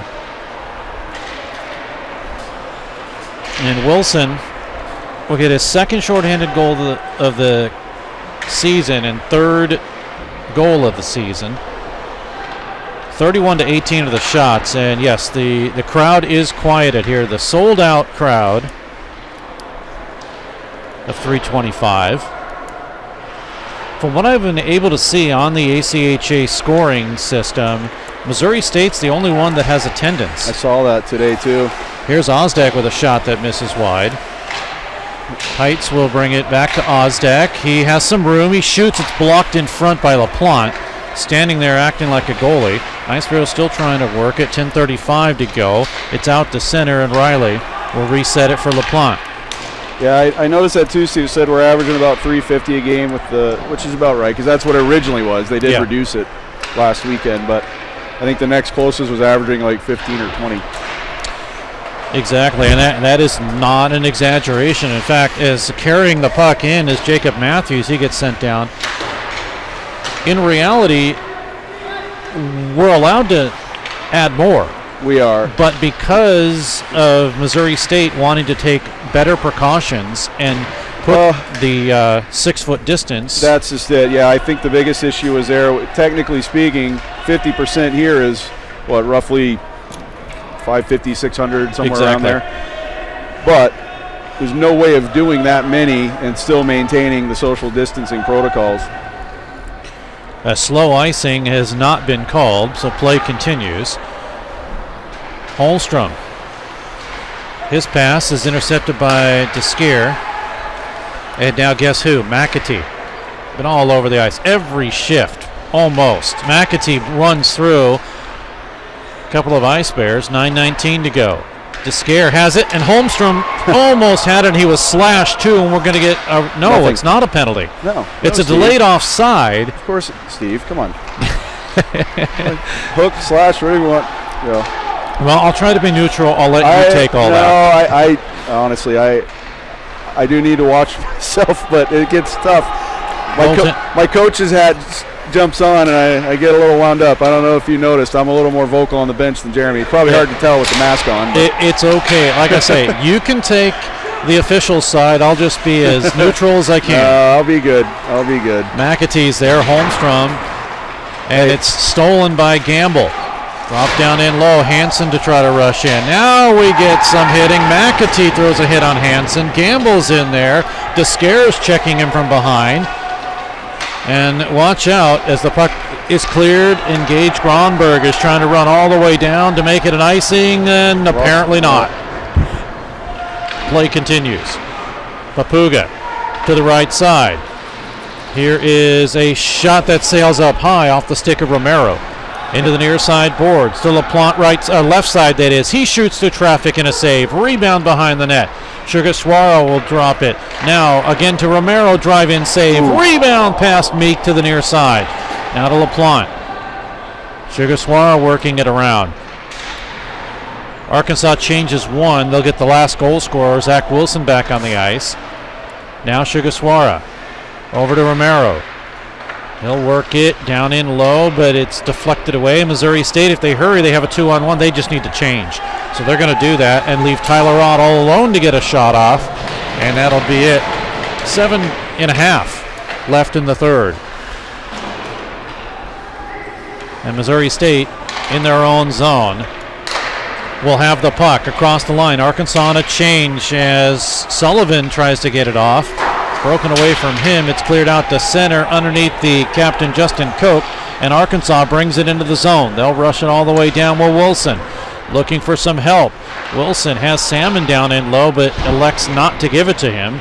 And the Ice Bears clear it. They do. They bring it out to center. Right side. Ozdek breaks free. Ozdek gets taken out, and no penalty. Rebound is moved behind the net. Ice Bears still work it. Tim Pites up front. Old school hip check. And he's going to work it in. Yeah, that was a good check. The issue I have with that is far too often refs will call that, and it's just a good, clean hip check. The only thing I might have had an argument there is it was a little late. Yeah, which is why I thought I'd call interference. Yeah. But meanwhile, the lost start of the hipper. Yeah. 6:36 to go. Matching penalties coming up we here. do get Tim Pites is going to go for holding and a cross check. I didn't see who went in either for Arkansas.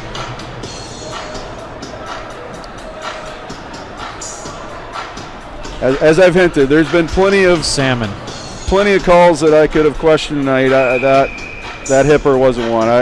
I'm a fan of the lost start. So after all of that, 9 penalties, 26 minutes each. Whew. They're evened up. Wow. So it's McAtee. Out of his own zone. Has some room down the middle. He had a rush late in the game last night that ended up in a goal, so got to be wary of that. Here comes Mattingly. He gets checked off by McAtee. For all the ice time he gets, he's in great shape. Yeah, absolutely. The motor never stops. McAtee with it. I asked him if he likes all the ice time, and he says he does. He's been there. He was originally part of their D1 program when they still had it, so he's been there quite a while. LaPlante with it. It's 57th game, I believe, maybe 58th. I asked assistant coach Andrew Falls, and I'll talk about it in a second. Next stoppage. Here's Stewart, and thanks so much, Dusenka. It's a stoppage in play. And I asked Andrew, I said, okay, you were a Division I team. You still have some of the Division I guys. You can almost recruit like a Division I team. So is it a pipe dream to say that you want to go back to Division I? And again, that becomes the now new attitude of Arkansas, is trying to work their way back into Division I. How long that's going to take, I don't know. I didn't ask him, though, if it's going to be a rough time coming back because you were there, you dropped back down. One example could be St. Louis University. SLU is a Division I. They dropped back down, and they've never really had aspirations of going back, as far as I know. Here's LaPointe. 35 seconds left in the coincidentals.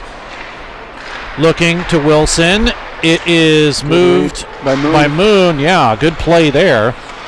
And now it is Drummond to get it out to center. 4:57 to go in the period. And we're going to get a penalty against Missouri State. Holmstrom will run some interference, so they're going to call hold. Yeah.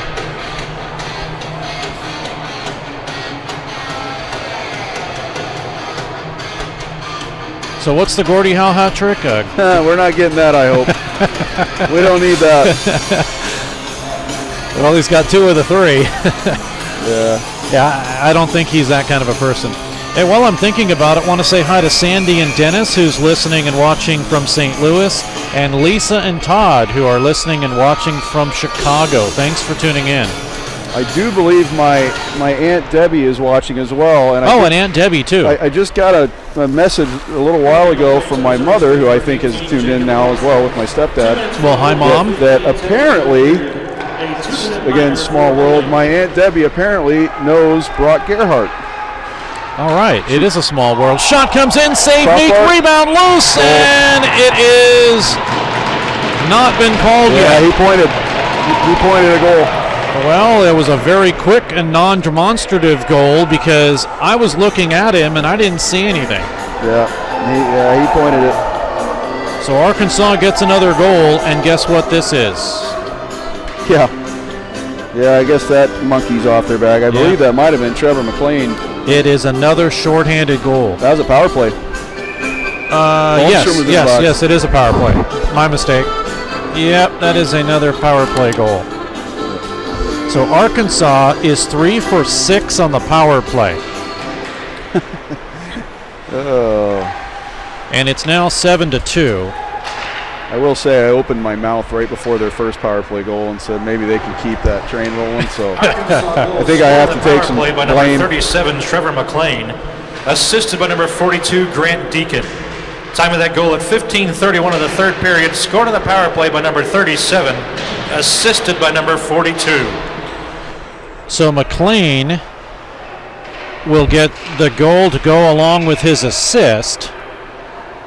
And for McLean, that's goal number 4. Yeah. Power play wise, that is his second.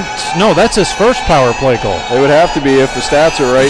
Yep, that's his first power play goal. He does have a shorthanded goal and a game-winning goal. Who doesn't have a shorthanded goal at this point? Apparently, it's a penalty while we were discussing all that. And Deacon will go. So guess what? Penalties are even up again. Power plays are now even up. This is number 6 for Missouri State, and they cannot win the draw. It's cleared immediately in on goal. 3:47 to go here in the third period. Arkansas with LaPlante, that is, Deacon, Sugaswara twice, Elliott, Holmstrom Wilson, almost popped another one, and McLean. Oh, here we go. We're going to get LaPlante, and Hansen. Those two have been going at it for 2 nights. You got to hand it to Hansen, though. It looked rough and tough, but he really didn't do much. No, and leading, I was kind of watching it the whole way. LaPlante tackled him early. And I'll say this, too. I almost mentioned earlier, Hansen's been targeted, especially here in the third period, quite a bit because he had a penalty issue last night. And he has kept his discipline. You know, he's kept his composure. You know, it's hard to blame him on that one, though. So let's see if they just cancel out. And Hansen and LaPlante, like I said, they've been going at it for 2 nights now. So.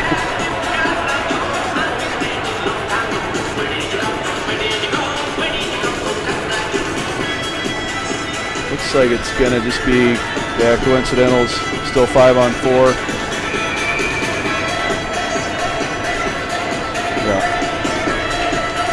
So they are coincidentals. and or not on the scoreboard. Yeah. So there's 1:26 remaining in the shorthanded situation. Ice Bears rush it in. Good play by Odelin, and now we get a offside. Let's catch the call. So number 12, Kevin LaPlante, and to Missouri State, number 55, Josh Hansen.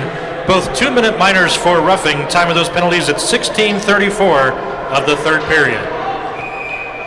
So what does that mean? Penalties are evened up. 11 penalties, 30 minutes for each team, and immediately we're going to get a bench minor. I'm guessing it's going to be 95.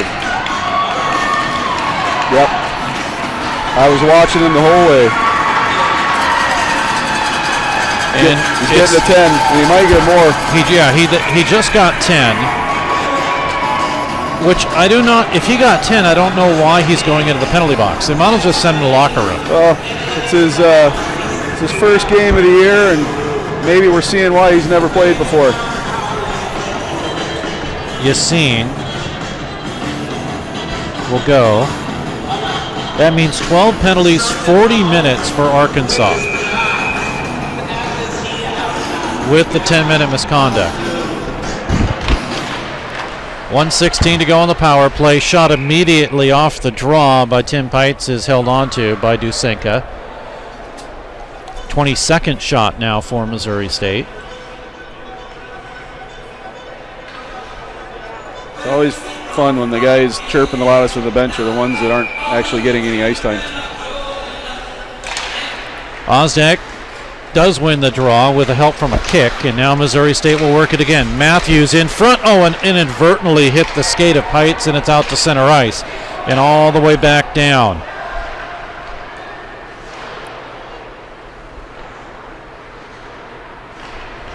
.54 seconds remains. Arkansas number 95, Jacob Yassine. A 10-minute misconduct at 16:47 of the third period. A 10-minute misconduct. That's the official call as Missouri State brings it into the Arkansas zone, and as quickly as Holstrom does, it's cleared, but face off in the zone. Stays in the zone as it was cleared lengthwise all the way out. You know, there's only one area that is open netting right in front of the scorer's table, and he hits that. He did. Just making sure Kevin and Corbs down there are awake. Although they've had plenty to do tonight with all those penalties and goals, so I'm sure they're wide awake. Yeah, he just texted me and said, do not shut the internet down. They use our internet. Yeah. And he said, do not shut it down. I've got a lot to put in after this game. He's going to be a while before he makes it over to Civil Kitchen tonight.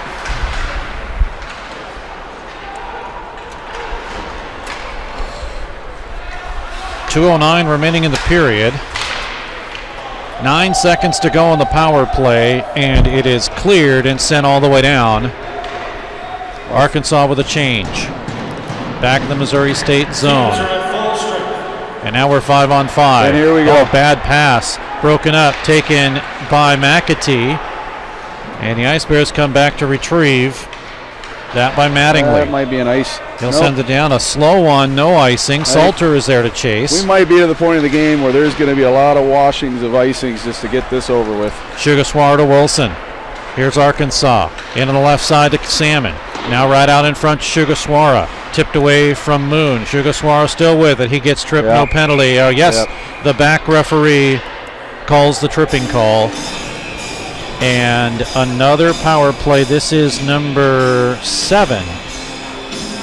That's Zach Drummond going to the box for that.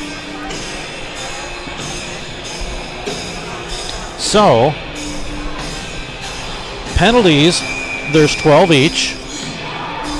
40 minutes for the Razorbacks, 32 minutes for Missouri State. That is a lot of penalties. Shot comes in by McAtee, is up high. Near side boards, 1:50 to go on the power play, which doesn't matter because the game clock has 1:09 left. Descare over to McAtee. So for all intents and purposes, Arkansas content just to run things out here, except the shot comes in and a big save. It came over to LaPlante, and sliding over was Meek. I don't know if Meek or Gromberg got that, but both of them were there. Well, let's give it to Meek because I'll tell you what, he's been spectacular. Yeah, again, Meek I'm sure did get that, but I got a tip of the hat to Gronberg in a 7-2 game with less than a minute to go. He's still diving to block shots. Absolutely. That's giving it your all. Puck is taken away and cleared all the way down. 49 seconds remains. McAtee.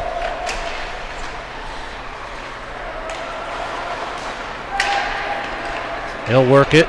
Still with a lot of energy. Gets it over to Wilson. Very nearly another trip. Offside, I guess, is what they're going to call. Yeah. 34 point. Can we make it 35 seconds without another penalty? So in that amount of time, Arkansas will increase their record to 6-0 on the season. Missouri State drops to 2-4 this season. And their only losses as we get a false face-off, and we'll do it again. Well, we're going to get penalties. I was just kidding. And guess who's going? The guy that actually needs a rest is McAtee.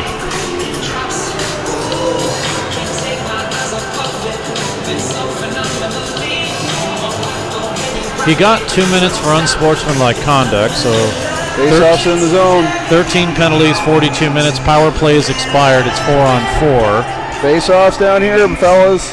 Yeah. There we go. Because it was a penalty on the defensive team. And you get to pick which side you want. So some of those new rules. Yeah, Missouri State is just going to skate and let the officials pick the side. And it's not really a power play, so I don't know how that works when it goes to 4-on-4. Yeah, it's a 4-on-4 scenario. Ozdak with it. I don't know if you still get the option to pick your side. I think it's just on a power play, but I could be wrong. I think so too. Comes up high. Papuga, nice move. Ozdak is there. Missouri State now with 15 seconds to go in the period. Gronberg, his shot wide. Ozdak again gets around Elliott. A shot by Elliott. A deflection by Elliott, but Gronberg has it. 3 seconds remains. Gronberg with a pass right through to Ott, and that'll do it for the third period. But what I was going to mention earlier is Missouri State will now fall to 2-4 on the season, and all 4 of their losses have come to Arkansas. Shots on goal in the third period. I did not get second period shots. Let's see if I can scroll back up on the score sheet here and see if they have it. And they, believe it or not, do. So, with 12, if I can do my math here real quick. And again, 7, I'll interrupt you real quick. Yeah, go ahead. This is why hockey's the best sport on earth. Battle royal, penalties all game long. And we get the handshakes, even though technically this year we're not supposed to do the handshakes. But they are fist bumping with gloves on, so I think we're safe. Yeah, that's the one thing that was designated as no handshakes. Yeah, but they're keeping the gloves on, so I think we're good. But again, these guys fought for 2 nights, and we can still. There's a lot of these guys that know each other. There's Missouri guys, obviously, on both teams. A lot of Texas guys on the Arkansas team, of course. Fans, let's hear it one more time for your Missouri State Ice Bears! I'll say this, Steve, and it's the same conversation we've had about the D1 team that's off to a slow start as well. With the way things are going this year, and I know it was announced from the ACHA this week about D3 Nationals being canceled, but there is talk that might get reversed. That's what I've heard. So just everybody kind of take a deep breath on that. But so with that in mind, and with the D1 team having Nationals, with the way this year is going, it's just about peaking at the right time. So it's a tough start for both teams right now. Obviously the D3 percentage-wise is doing a lot better than we are on the D1 side, but we're still very optimistic. I know Cody's very optimistic about the D3 guys, that we're going to be in good shape. Don't forget our next broadcast on Web Sports Radio will be Missouri State Division I versus Midland. That's at 7 o'clock Friday, February 19th. It's been a great time having you here. I think we actually do a pretty good job together. Fun. No one knows we really hate each other in real life, but hey, we do a real good job. That's fun. It is. And unfortunately, you'll be coaching on the bench against Midland, so unless we can mic you up or something.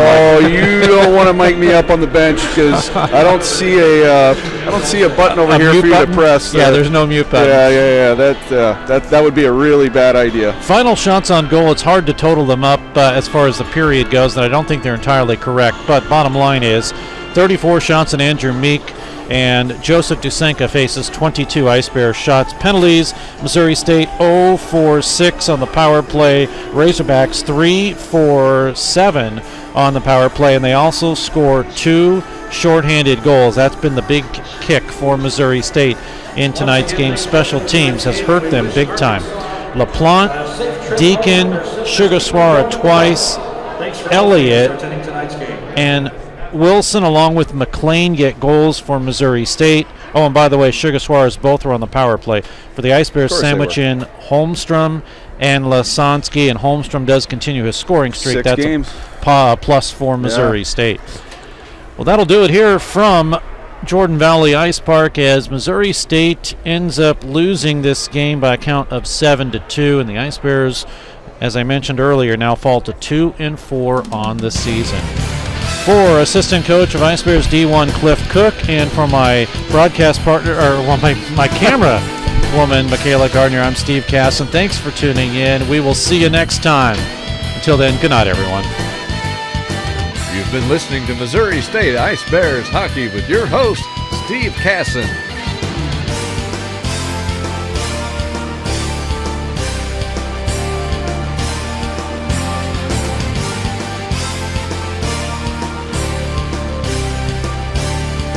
Thank you for tuning in to tonight's game. Ice Bears Hockey is a presentation of DS Sports Enterprises and WebSportsRadio.com.